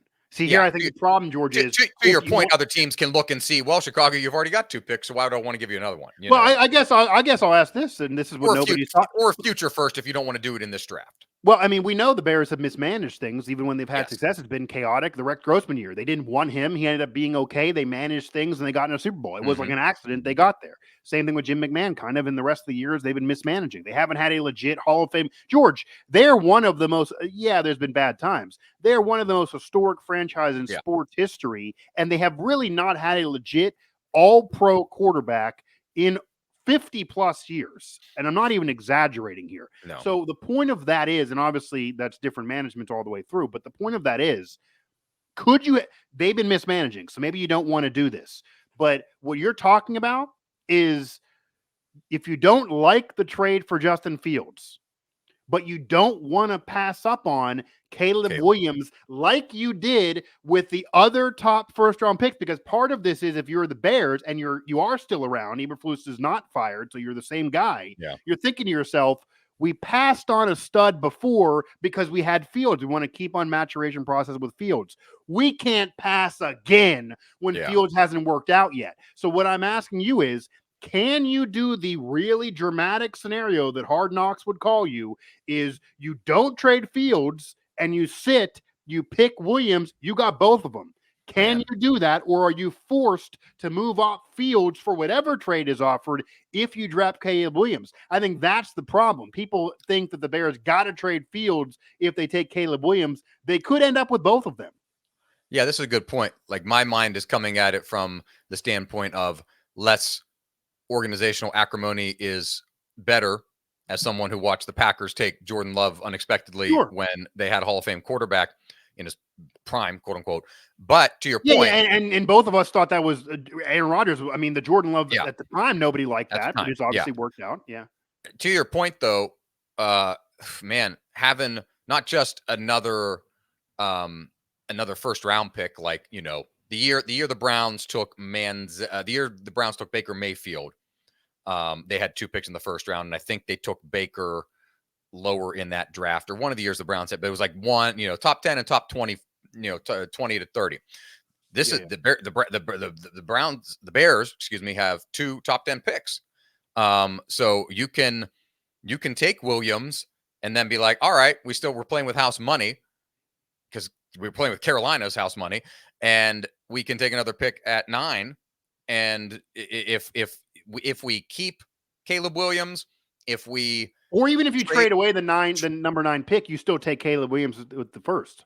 Oh yeah. Well, no, I say you still take Caleb Williams with the first. You address a need. I'm just saying 9 in material with 9, you could take Caleb Williams first, George. You could take Caleb Williams first. You keep Justin Fields. You trade 9 for 2 more picks in the second round. So you don't do 9. You trade later, but you still got Caleb Williams. See, I say either one. I say use them both. You can do a lot. You can do a lot of fun things. You can really have a lot of fun.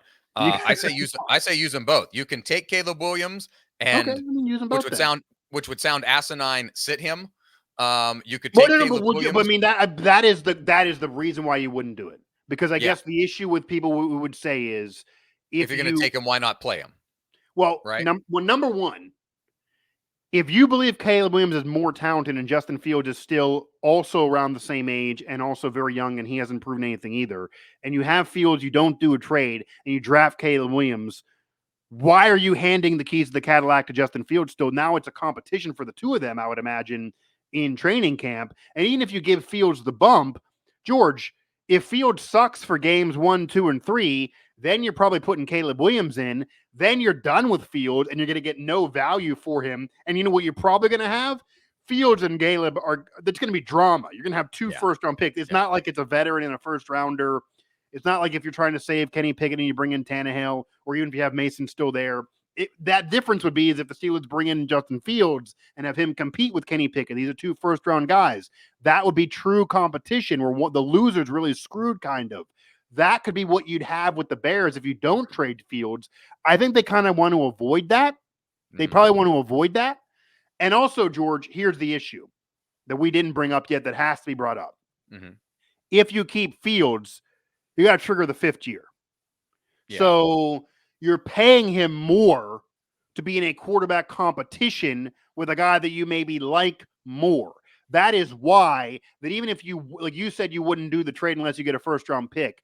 Realistically, the reason why they're only getting second-round rumors and offers is because these teams know their backs are against the wall here. If they draft Caleb Williams, George, they don't want to pick up the 5th year.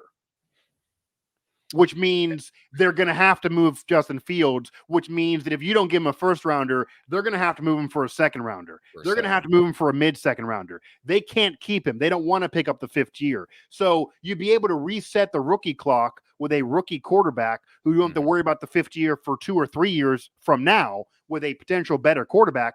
The only issue here that arises, which is what I teased in the beginning of the show, by the way, George, Caleb Williams, according to some of his people, doesn't want to play for Chicago. We have not heard that from Caleb Williams, unlike Justin Fields, who's on podcast. Caleb Williams has kind of stayed quiet. We've seen throughout history, if somebody doesn't want to go somewhere, quarterback, Eli Manning, John Elway, etc., they end up getting their way. So my question to you then would be, what if you are of the mind, hypothetical now, you are the Bears, you want Caleb Williams because you do not want the 5th year. You believe it's even or Caleb's better talented. You do not want to pick up the 5th year for Justin Fields. You want to reset the rookie clock. And then Caleb Williams people calls you and say, I don't want to play for the Bears. I am pulling an Eli Manning. What do you do then? Do you tell them, we don't care, we're taking you anyway, go ahead and try to go to the UFL? Or do you just give in to what they want? Because that's what we normally see. But there are some that think maybe they should just say, I'm sorry, we're taking you anyway. That was my third option. Yeah, I'm sorry, we're taking you anyway, but with the intent to trade you because we'll just flip you for assets. No, but you wouldn't get a quarterback. You got to get a quarterback. No. So you keep my scenario. But I asked a hypothetical is if you're not wanting the 5th year of Justin Fields, if you do not want Justin Fields' 5th year, because you have to pay him a lot of money to do what you want to do, right? And Caleb Williams says he's not going to play for you. Right. 2 things happen. Very much in play. This is not a buzzspiracy. This is very much in play here. You can't, George. In a perfect world, then you have to pay Justin Fields. We can't.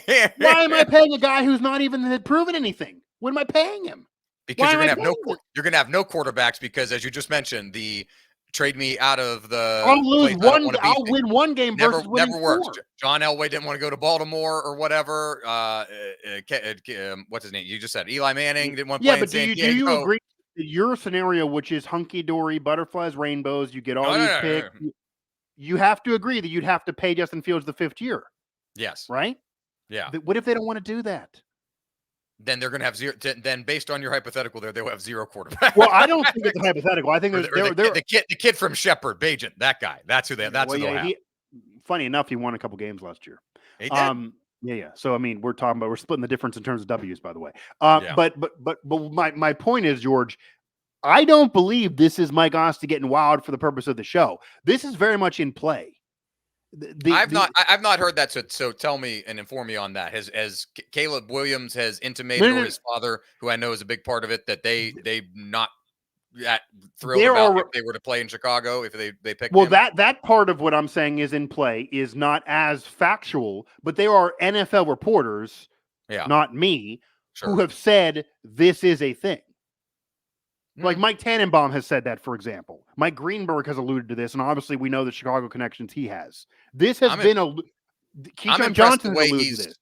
I'm impressed how much he is the overtures of him and the connections with the Commanders. Like he's posted social media with burgundy and gold and everything. Yeah, you don't think that nobody, even if you're from here, nobody willingly wants to, Chase Young came here and they effed it up and they traded him to San Francisco. Yeah, but this is a different era without Dan Snyder. But I get what you're saying, because they still haven't even got everything figured out with the name of the damn thing. But what I'm talking about, George, do you not agree though?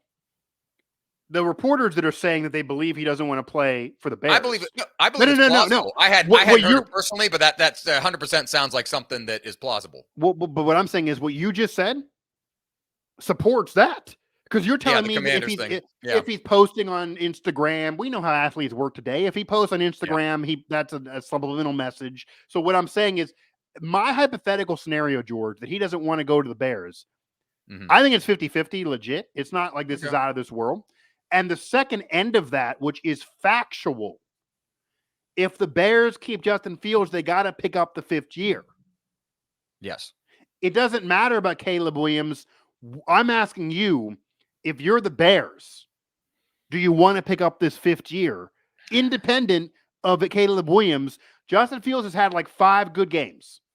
And I agree. They messed him up and there's tons of talent there.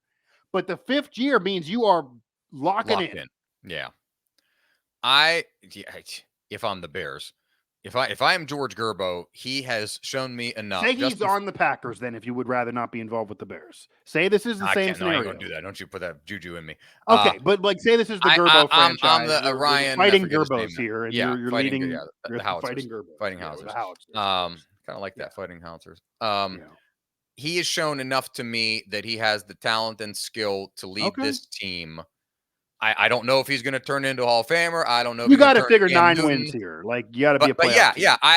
Yeah, exactly. My belief is that we can get to 9 or 10 wins. Okay. With the right coaching and people around him. I just think I believe the guy has talent.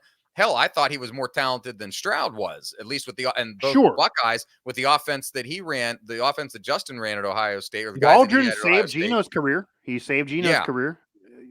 Yeah. You got a solid OC now. Yeah, I believe that they have the talent there to build around that. That just the organization just seems so crazy. And I get what you're saying about the money thing, but man, they've been doing this, taking a flyer on guys like Cutler, who was later in his career. Grossman was also, jumped around and hopped around. Find a guy and frickin', commit to the guy and build around him. That's been that franchise, even with the Rex Grossman Super Bowl appearance, led by, as always, in Chicago, their defense. Build around a frickin' guy and try to win games. You've watched Minnesota do it with a random, with Kirk Cousins and Dante Culpepper. Dante's the better example because Kirk Cousins are signed as a free agent. Kirk came in as a free agent. Yeah. Right. Brad John, but yeah, go freaking, commit to a guy and build around him. The franchise is not, the Commanders have the same problem where they try and do these flyers on these one-off, guys that suck. So if I am, but what if Caleb Williams you're saying Justin Fields can win you 9 games and you pick up the 5th year because he's done enough and you don't, I get the thinking that the Bears have messed this up for 30 years and it's not all your fault, but if you're Waldron Eberflus, you want to just get some continuity and he's done you enough.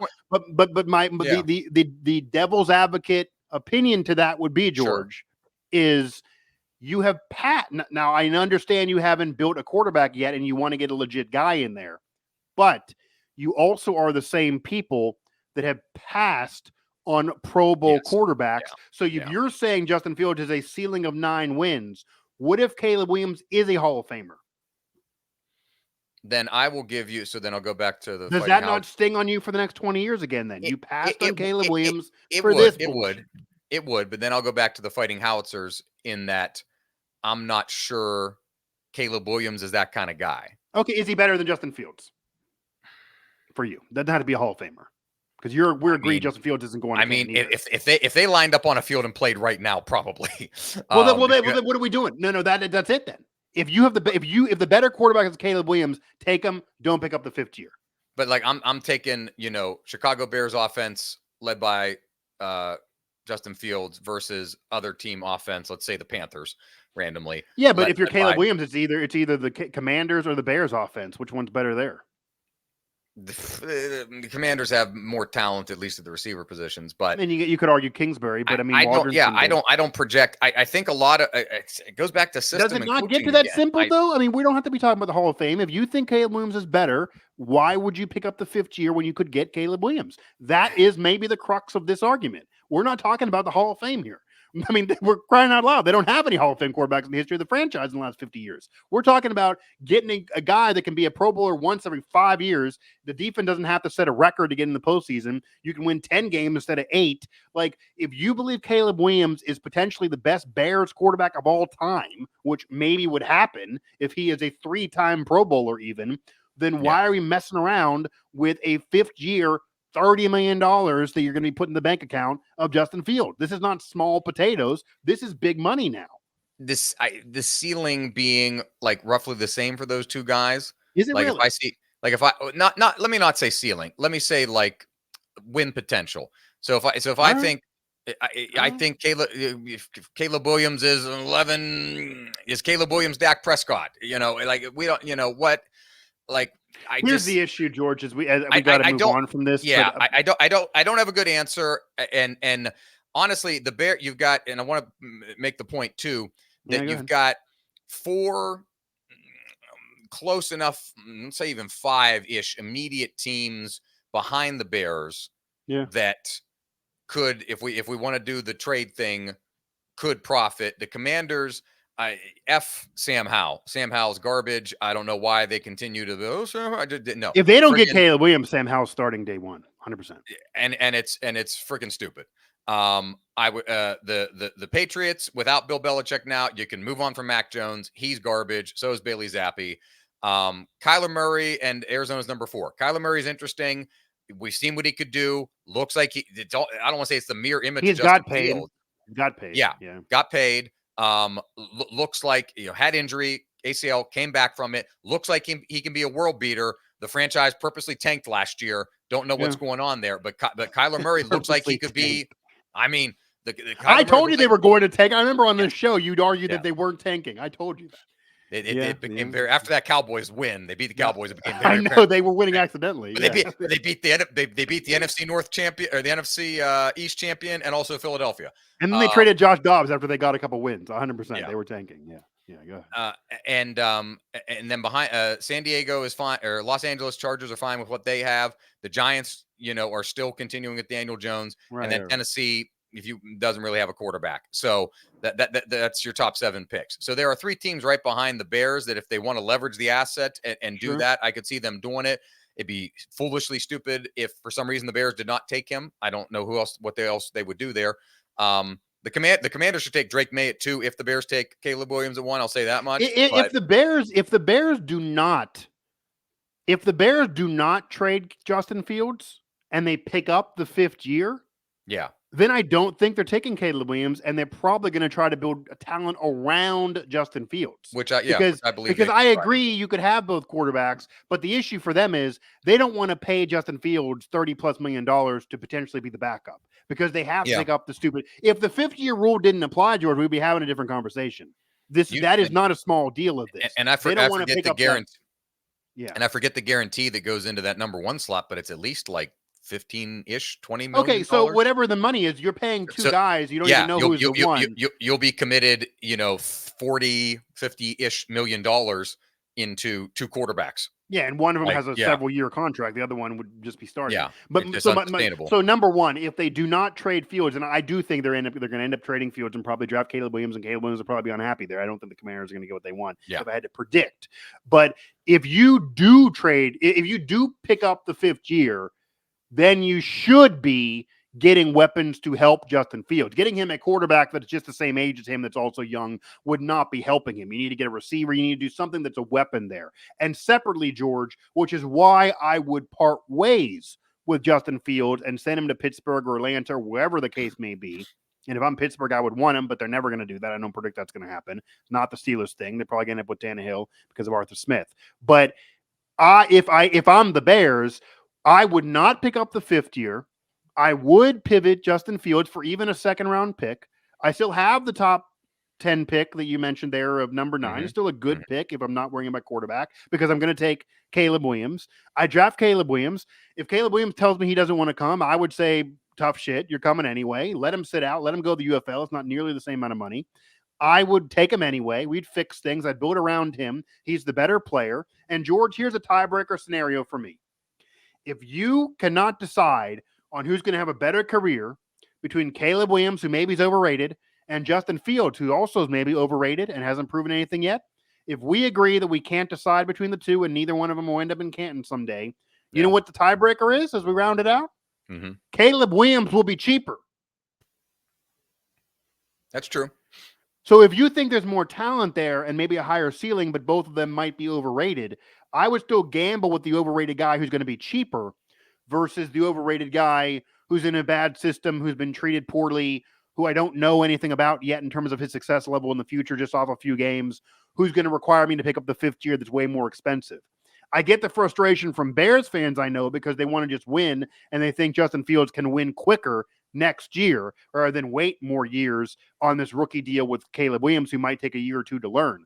But I don't want to pay all this fifth-year money to Justin Fields if I don't think he's that much better. And Caleb, I can't pass on, and he's cheaper to reset the clock. So that's what I would do. But this has created intrigue going into the draft where we have not had in several years. So I appreciate the Bears being so asinine and this scenario.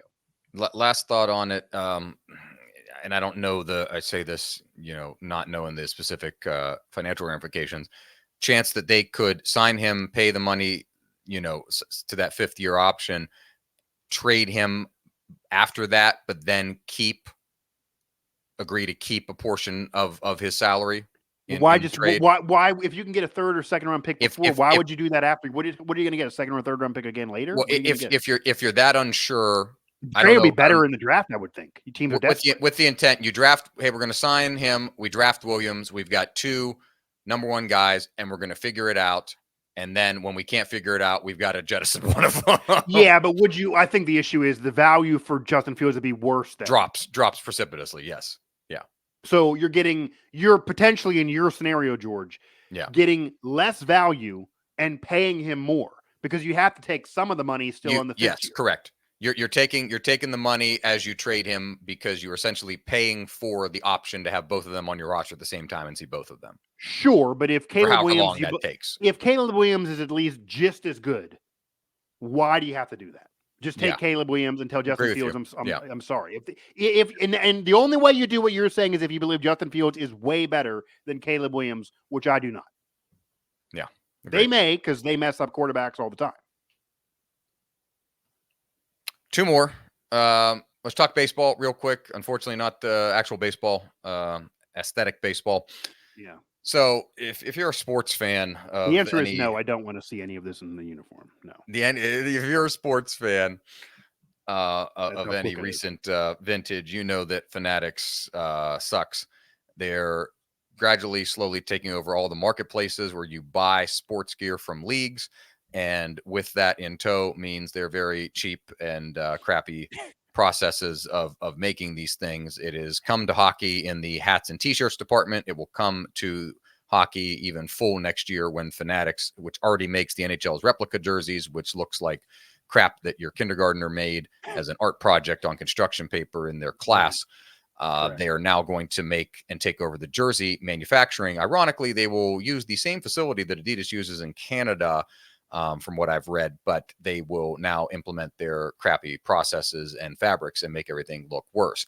Now that wave has come to baseball, ironically, under the flag of Nike, which still owns the rights to Major League Baseball jerseys, which it took over from Under Armour, which Under Armour took over from Majestic, but Under Armour was doing bad as a company at that time and then decided to, before Under Armour even made a baseball jersey that was used on the field, they then got out of that deal. Nike took it over. Nike comes in, and now Nike swoosh is on the front of these jerseys, and the front still look the same. Front looks great. The back of it, the materials are now Fanatics crappy, shitty materials, and the backs of the jerseys, they've moved the MLB logo from the back of the collar down further. Again, it looks like something that your kindergartner made on construction paper. There's no reason to move that. Gluing them. Right. The letters got smaller. Again, looks like something a kindergartner would do, or kindergartners may do a better job making jerseys than Fanatics does. We don't know. And now a new problem has arisen where the pants, the material on the pants is essentially transparent or translucent, at least to the point that you can see the, boxer briefs the guys are wearing, performance compression underwear the guys are wearing underneath. You can see more, really, if you look. Seen some pictures on the internet. You can see the tails of the jersey through the pants. If that's what a camera flash does to a photo taken of a guy like Shohei Ohtani, as they take all the media photos that you see as fans in the stadium and on the scoreboards and around promotional stuff, they do all that during spring training. Set up your nice green screen, set up your background, take all the photos you want. And the jersey tails and the pants are showing what is going on underneath the pants. And we are there is a non-zero chance that we will see somebody's crotch. Because I imagine there are still some major leaguers who are going commando down there during the baseball season, whether that sounds safe or not. America's game. It's a family game. Yeah, obviously this is not good. This is not what anybody would really want to see. And even if you do want to see this, it shouldn't be the case. You as a league should not want this. Again, it actually it's a joke. It literally is a family sport. I mean, there are people that bring their kids that don't even care about the game that go to these ballparks. You could argue that baseball is more of a family game in terms of the whole family going, whether they like the team or not, than any other sport. So you have that mess that now will exist. Even watching a game on TV, with the camera, guys running, sliding on dirt. The pants may rip. The pants may come down. And even honestly, even if you're the athlete, George, if I'm Ohtani himself, I wouldn't want this. It's not my lack of confidence within myself, but when you see someone having their jersey tucked in and you can see through the pants, see even the jersey, you don't have to see any genitalia. You're just seeing the jersey tucked in. It looks like your grandfather is is tucking his shirt in his pants, and you can somehow see it through his pajamas. Like, it's not what anybody wants to see. It's doesn't make you look athletic. It makes you look worse than you probably are as an athlete. So the baseball uniform, George, the baseball uniform is already not flattering to an athlete. Correct. You know what I mean? Like a finely tuned athlete who has a six pack, a baseball jersey's baggy. You're not going to see that. It's not going to be like the modern day NBA uniform now. They've not had much tailoring to them. Some of the guys will get the pants tailored because guys, have tree trunk style legs. Some do different things and look better in uniforms. But some guys like them, looser and you've seen pitches go inside the buttons on the chest and everything like that. It's also the fat man's game. I mean, David Wells was a all-star pitcher for years. Bartolo Colon. You don't need to necessarily be in shape to be a successful baseball player. It's not necessarily like, again, the athleticism that you would need in terms of your body and being a finely tuned athlete, like say you would need in the NBA today or the NFL. So that is part of it too, that maybe that's just always been a uniform problem. There are things that they're messing up they don't need to mess up on. You see the back of the jersey though. You know what it looks like, George? It looks like if you get a knockoff jersey from Goodwill that isn't really a legit jersey, that it looks like somebody made and stuck there, or it looks like you have a jersey. It would be like if somebody had a jersey of a player on a team who then was traded or left that team and a new player came in with the same number and you just rip the name off and put a new name on, like fans do all the time. They don't want to buy a new jersey. So let me just take the old player that wore that number, put a new number, a new name on, and on the same number jersey, now the guy on my team. That's what it all looks like, and it's all crazy. It's an embarrassment as we're about to start the season that we even have to discuss this, because there are storylines for actual baseball that we'll get into. Thing, and it's just become a problem where players have complained about it, and now the league. Players don't even like it. It's already a sport that does a poor job marketing individual stars, and this doesn't make the individual stars happy in the first place. Athletic reported, I can't remember the clubhouse, but they brought out last year's pants, the older pants, and that were different and everything. So, baseball's got an aesthetics problem on its hands. Now, as we wrap up this edition of the Howitzer and Buzzsaw Show, I get to do a little bit of a throwback here, and kind of let the modern day phrasing would be called let Buzzsaw cook. Buzzsaw sit down. The old phrasing, is the Buzzsaw sit down. Is the Buzzsaw sit down, which many of you longtime listeners will recall from HBS's past. So this one, we've got a nice intersection of Mike Asti topics here. Mike has long caped up for Carmelo Anthony and his career, and him getting opportunities to play in multiple places. George said he was done, and he played 3 more years. I did say he was done. Now he was not done. He was not done. So now we run into the unique issue. George Karl, former Denver Nuggets coach, of course, Carmelo played in Denver with him, and arguably, Mike, I guess Carmelo's best years as a player were in Denver. I mean, he was 2013 scoring champ in New York. It's a debate. I don't know. He won the scoring title in the whole league in 2013 with the Knicks. That is fair. So George Karl likes to tweet a lot. He does. He really does. He does like to tweet a lot. Yes. And gets into some hot water where Well, Melo said recently. Do you listen to his podcast at all? The 7 p.m. in Brooklyn. I actually like Melo, 7 p.m. Brooklyn. Him and the Kid Mero. Shout out to those boys. I think it's a great pod, and Melo is very open in that podcast more than he ever was in his career because he never really talked to the media. He lets it fly in there. And George, I will say, even though George Karl is very wrong in many respects here that I'll get into, obviously, but George Karl's been talking about Melo for years and years and years without Melo responding. And then during the pod recently, Melo was asked about this, and then he responded. So Melo did restart this by that question on the pod, and then George Karl responded from there. And then George Karl has just been going in and in and in. I will set the table. I'll set the table on 7 p.m. in Brooklyn. Carmelo Anthony said that George Karl called him overrated and saw his role on the team as similar to Detlef Schrempf's. Detlef Schrempf was a member of Seattle when George Karl was the Seattle coach. Yeah. First meeting. By the way, he said that in his first meeting to him. Yeah. George Karl then initially replied, "Hey, Carmelo Anthony, let's not do this. You're telling stories that are 20 years old. Let's move forward. And you were overrated, and you wish your game was as efficient as Detlef's."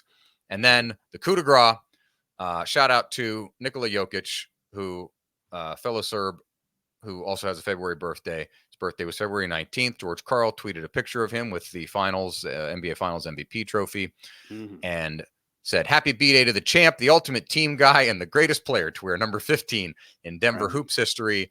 And made sure to tag Carmelo Anthony. He did tag him in it. That was he tagged him. I had to tag him in it. And as we've had as a point of contention and discussion on this program about retiring numbers and whatever, that you, I believe correctly, well, we'll see how it goes, but correctly predicted that they're not going to put Carmelo Anthony's number up there and that it's just going to be Jokic at this point, or how would they honor if and when they would retire Nikola Jokic's number. Karl has since somewhat backtracked. He went on the show. Did you see those tweets too? He asked to be on the show. He does one on the show. I'm willing to chop it up and hash things out on your show, Melo. Are you? And then he started tagging Kid Mero.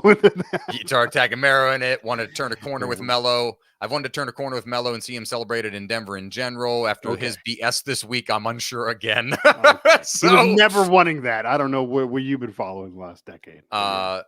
To clarify, Melo was an inexperienced. He just kept going. To clarify, Melo was an inexperienced and overrated player when I first coached him. Detlef is one of the best intentional and most efficient players ever, and I'm the last one in Denver who still feels the Nuggets should honor Melo. So he says the Nuggets should honor Melo, even though he wants to shit on him every chance he gets.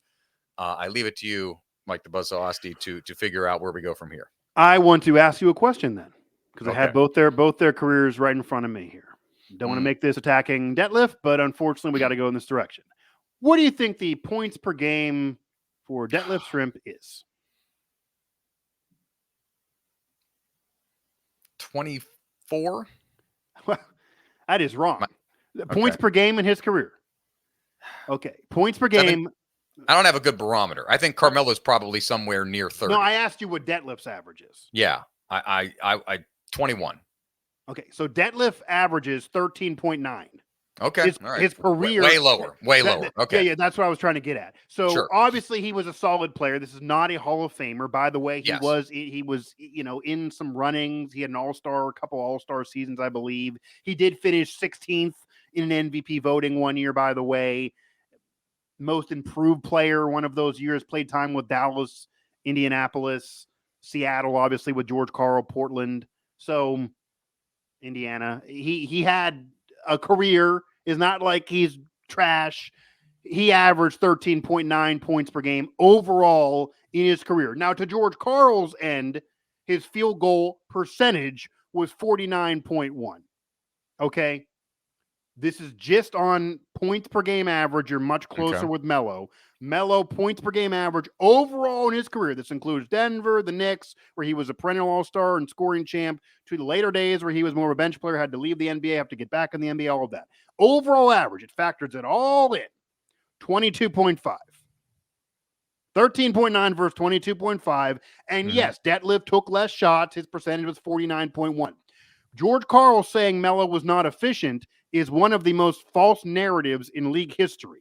Because, yes, there have been a lot of volume shooters in league history. Allen Iverson, by the way, one of my favorite players all time, not an efficient shooter, by the way. Melo's career field goal percentage. It is not better than Detlef Schrempf's at 49%. Melo is at 44.7. That is not an inefficient shooter. And the longevity of Melo to do it essentially over 20 years is like incredibly impressive. And Detlef Schrempf played 11. I mean, Detlef Schrempf looks 15. Like he played like 16 years, something like that. He played a lot of time too. A lot of those are bench player years. Now, obviously, Detlef Schrempf is not a Hall of Famer. If I want to go further into it and we're just comparing player for player, which Melo even declined to do because it's ludicrous and you shouldn't have to do it. Melo won his scoring championship. Detlef Schrempf never even contended for one. Melo was contending for Rookie of the Year. He was a 10-time plus All-Star, 3 gold medals. Before KD was the leading scorer in Olympic history. He did win a national championship at Syracuse and arguably the best freshman season in college basketball history. It is not his fault he didn't win an NBA championship. He never had what the big three had with the Heat, etc. He did take George Karl to the conference finals with Denver as the best player. So, again, it wasn't like George Karl never had success with Melo, and I could go on and on about Melo. Carmelo Anthony is the 9th leading scorer in league history. League history. That's a lot. There's only 8 people who have ever lived on Earth to have scored more points in the NBA, obviously over 75 years of age, and he was one of the 75 greatest players of all time. I do actually believe younger generations and what happened to him at the end of his career has slandered Melo's overall career. If you look at it from a basketball perspective, the Basketball Hall of Fame is not even just about the NBA. There is no way you can argue taking in the college national title, player of that tournament, plus Olympic Melo and the 2013 scoring championship and all the All-Star appearances, 9th leading scorer, etc., and have that not be a Basketball Hall of Famer, even if he didn't come back and play those last few years in Portland and with the Lakers, etc. Detlef Schrempf is obviously only going to the Hall of Fame if he buys a ticket. The two of them are not comparable.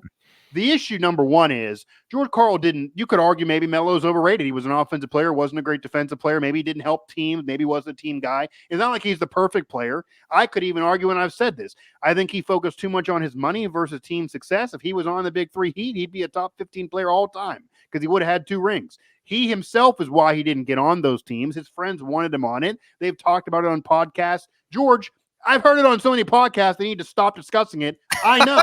It's out there. He was on a podcast with Dwayne Wade. They talked about it, how he could have been on the team in 2014, was supposed to be on the team in 2011, but he signed this extra deal. He signed these deals. He signed the deals. Melo chose to go back to New York when everybody was screaming, don't go back there. He has since said on 7 p.m. in Brooklyn that the Phil Jackson that everybody else had, they made a joke that they got the Uncle Phil and that he knew it wasn't going to go anywhere because he figured out the triangle and he knew that Phil Jackson told him he didn't like him, but he chose to sign back there as a free agent. So I love Melo. He's a Hall of Famer. He made dumb decisions. And it cost him winning a championship, even though he did get one in college. Detlef Schrempf was not in position to make these decisions because he was a role player at best. But with George Karl, it'd be one thing if Melo played for Pat Riley, Greg Popovich, Phil Jackson played as a coach, not when Phil was an executive and was Uncle Phil, and all these guys had great success with everybody, and then not Melo. Okay, Melo has no NBA championship as the only blemish on his resume. Got to ask you, how many George Karl got? I believe that's also 0. Okay, then. They both have a 0. So Detlef Schrempf, let me ask you the number. Oh, I'm sorry, 0. Everyone being discussed here is a good goose egg. So you have not won a championship, and you're upset at Melo did not get you a championship. I guess you were upset you didn't ride you to a championship. You, George Karl, have never had success after Melo that you had with Melo. Since you and Melo parted ways, nothing for you. Team success with a division title, and that was really it for Melo, and nothing for him. And for the first meeting to be where you walk up to somebody and say they're overrated, George, all of these former players that have played for George Karl, J.R. Smith to a role player, to another Hall of Famer in Ray Allen who was there in Milwaukee before Denver, they all hate this man. No one likes him. He's from Western Pennsylvania. He's from Penn Hills, actually. I did not realize George Karl was from Penn Hills. Wow. 100%. 100%. Man, wow. He's also friends with Bob Huggins. I have actually been around George Karl. I like George Karl. He's a nice guy. I'm happy he beat cancer. I would wish I wish he would live because unlike Melo, who's not in there yet, even though he's going to get in, George Karl's in the Basketball Hall of Fame, won a lot of games despite not winning a championship. They're celebrating him for that. It's hard to win a ring. Phil Jackson, Popovich, and Pat Riley, they hogged a lot of the titles. You didn't get hurt by it. You're in anyway. We got it. Only finals you were in, you lost to Jordan. You're still in. You got in. Cool. He needs to sit down and say, I can't coach because of health anymore. I'm done. I beat cancer. That's better than winning a championship. I beat cancer. I get to live 7 more years. I am in the Basketball Hall of Fame despite not winning a championship as a coach, which is pretty much what coaches are graded for.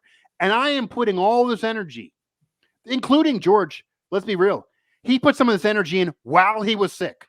While he was sick, he's putting this energy in to try to tarnish the career of one of the best players that you coached. It might not have went well between the two of you personality-wise, but George, I got to tell you this. If true, because we weren't there, if what Carmelo Anthony is saying is true, that the very first meeting that they had, George Karl walked up to him and said, hey, I think you're overrated.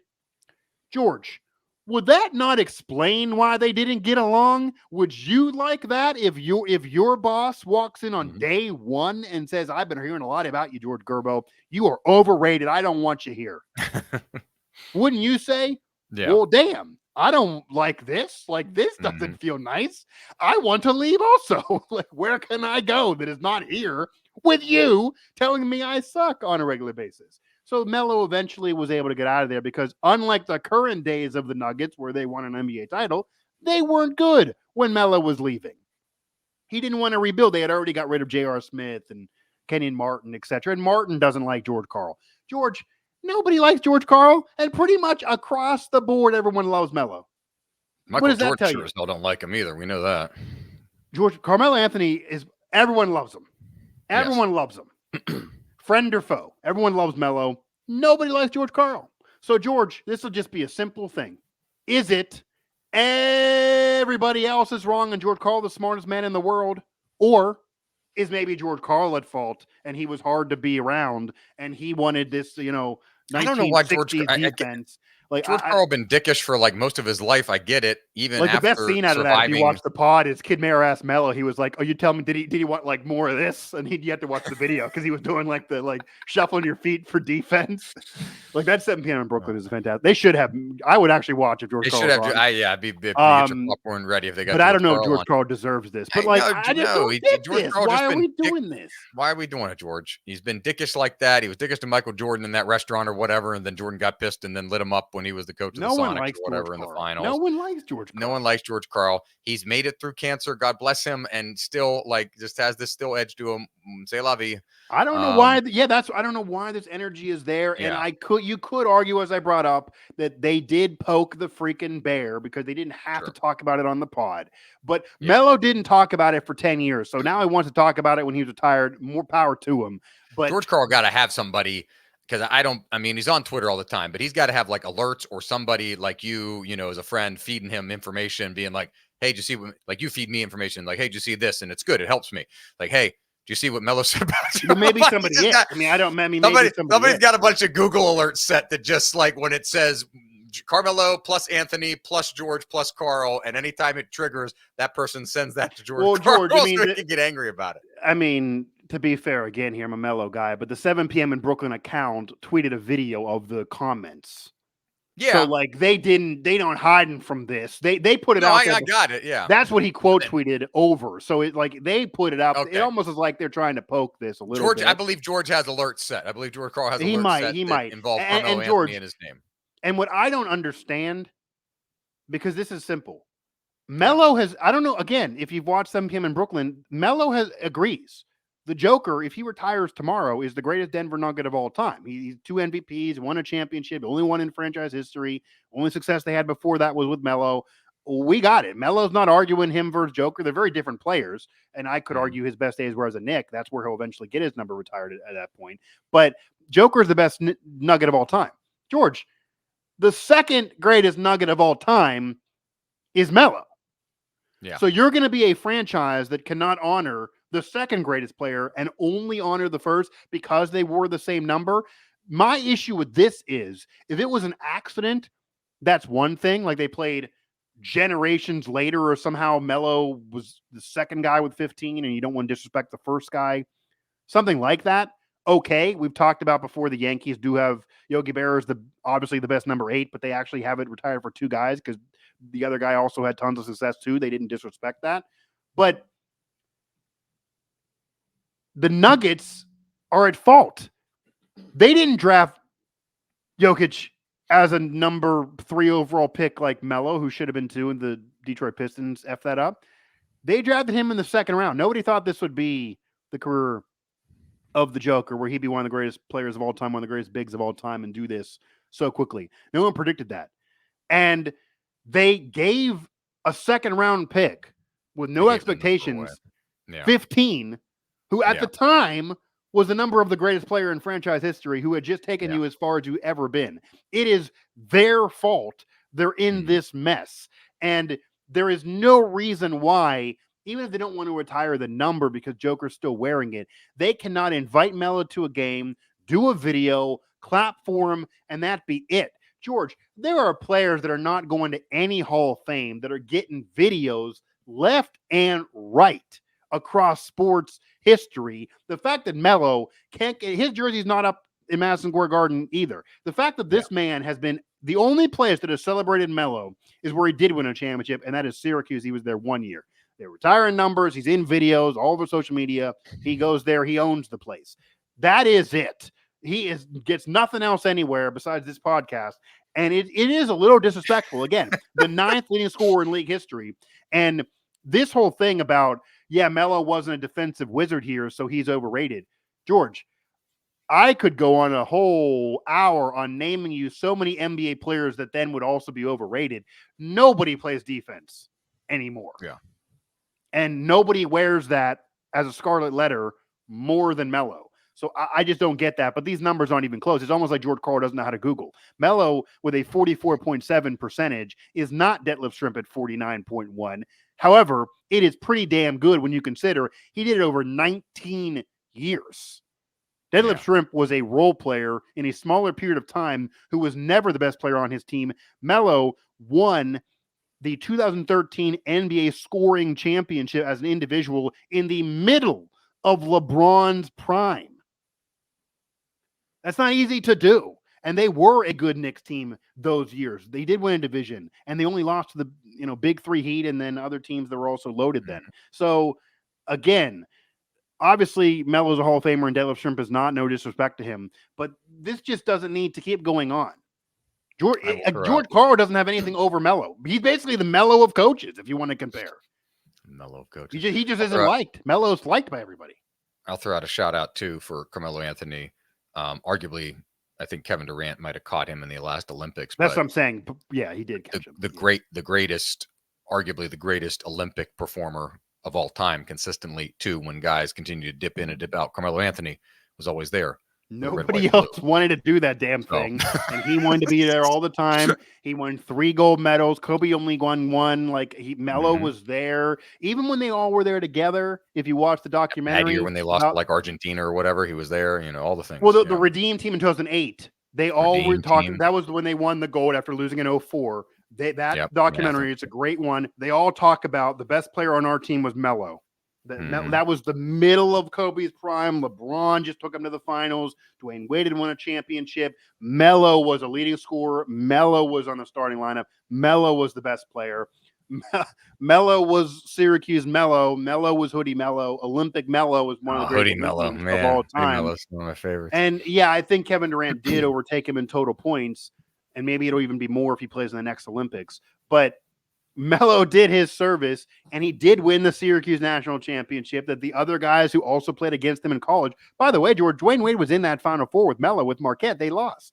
So, it's not like he wasn't trying to win. Melo won, and he was the only Hall of Famer on that team. Gary McNamara was the number 2. He had a billion years at Syracuse, but he didn't have any NBA career. Melo dragged that team and is the star that won that title. And again, who really messed all this up is the Pistons. That's the pod I want to see, by the way. Melo said 2005 Pistons. No. I want to. They threw a shot across the bow. Melo wants to sit down with Pistons management from that time on a pod and have them tell to him why they passed on him because Melo says they told him before the draft they were taking him, and they didn't. Okay. And they basically threw a heel turn as the draft was starting. And apparently, according to Melo, that after LeBron was taken 1, LeBron whispered in Melo's ear and said, "You're next." And then he wasn't. Darko was taken. Darko Milicic. Everyone thought Melo was 2. And if Melo was taken by the Pistons, who would then the next year win an NBA championship and go to the finals the year after that, they got broken up because they had no legit star. Melo could have kept that going. Maybe they wouldn't have won that. Maybe they would have, but they would have been better for a lot longer period of time. Melo's career might have been totally different. And who knows that early period with him and LeBron. But I'd love to hear that. And maybe I'd watch him in versus George, but I also don't even know if George Karl deserves to be on this. George Karl started all of this. It's not Melo dragging up 20 years. George been dragging it up for a decade. He hasn't won anything either. So, like, what is he talking about? And Kobe Bryant said that 2009 Carmelo Anthony was the toughest player he ever had to guard. And that's when they went to the conference finals with George Karl as head coach. So George Karl just is like, he's like the last person you'd want to have a beer with. He just sounds no fun. He's old and crotchety and upset about 20 years ago. Melo didn't win a ring. He doesn't complain about it. He's on 7 p.m. in Brooklyn living his life. George Karl is the one who just cannot get over this. He can't move on. He cannot move on.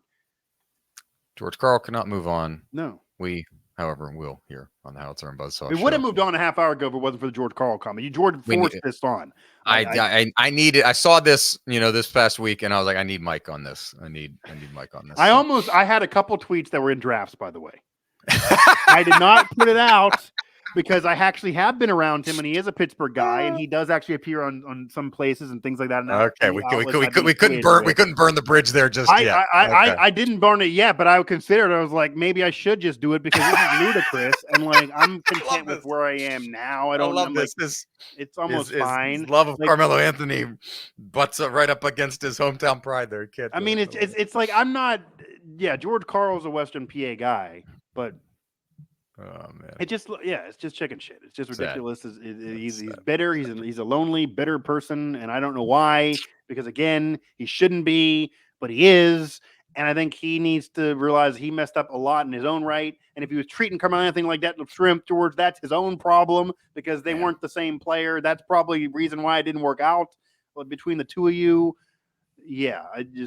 we need more of Melo and less of George Karl in our lives.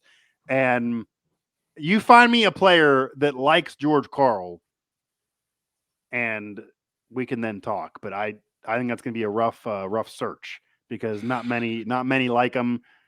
Oh my God. I mean, it doesn't need to be, let this go. And Melo needs to just get honored and move on. Melo also would say he doesn't want honored if it's 10 years later. So they don't do this soon. Maybe he'll turn it down. They just tell you what. This is just wild. This is just ridiculous. Yeah. Does not need to be this way. And I don't know why George Karl even has any say so. When the Nuggets, the day Melo retired officially, was the day the Nuggets finally won a championship. And the Nuggets there in their pregame press conference said that Melo's welcome anytime. But whoever is above them with the franchise is not letting him there. It's not even the same people as when Melo was there. And George Karl's not running anything. Like, just do it and say George Karl. You don't have to come if you don't want to come. Like, we don't need you. What do we got to have George Karl here for? I mean, you normally get one to the guy's coach, but like, we'll just do it without you. It's not a big deal. I don't think Melo even wants George Karl there. Do a spontaneous pod in the middle of the honor Melo and then mid-court, 7 p.m. in Brooklyn, in Denver. Yeah. That will put a bow on this edition of the Howitzer and Buzzsaw Show. You can find us wherever you get your podcasts. That includes on Apple, Google/YouTube, TuneIn, Spotify. Anywhere you get your podcast, just search Howitzer or Howitzer Buzzsaw to find us there. A shout out as well to the Hyphen Podcast Group, a Morgantown, West Virginia-based podcast collective that we are a part of, and to Kellen B. Conley, whose music supplies us here on the HBS. Find us on socials at Gerbo3, at Mike Asti 11, at Howitzer Buzzsaw for the show Twitter. We are available everywhere you get your podcasts. Just search Howitzer Buzzsaw. And Maybe we need to try to find a way to finagle a combo podcast 7 p.m. in Brooklyn, because that is another podcast you should listen to, and maybe you'll get more takes about Carmelo and George Karl versus each other. But yeah, if you can't find us, you're just not trying hard enough, because we continue on, even though this show now will stop continuing on. This has been another edition of the Howitzer and Buzzsaw Show, where we conquer past beefs, see-through pants, and sports radio. One day at a time.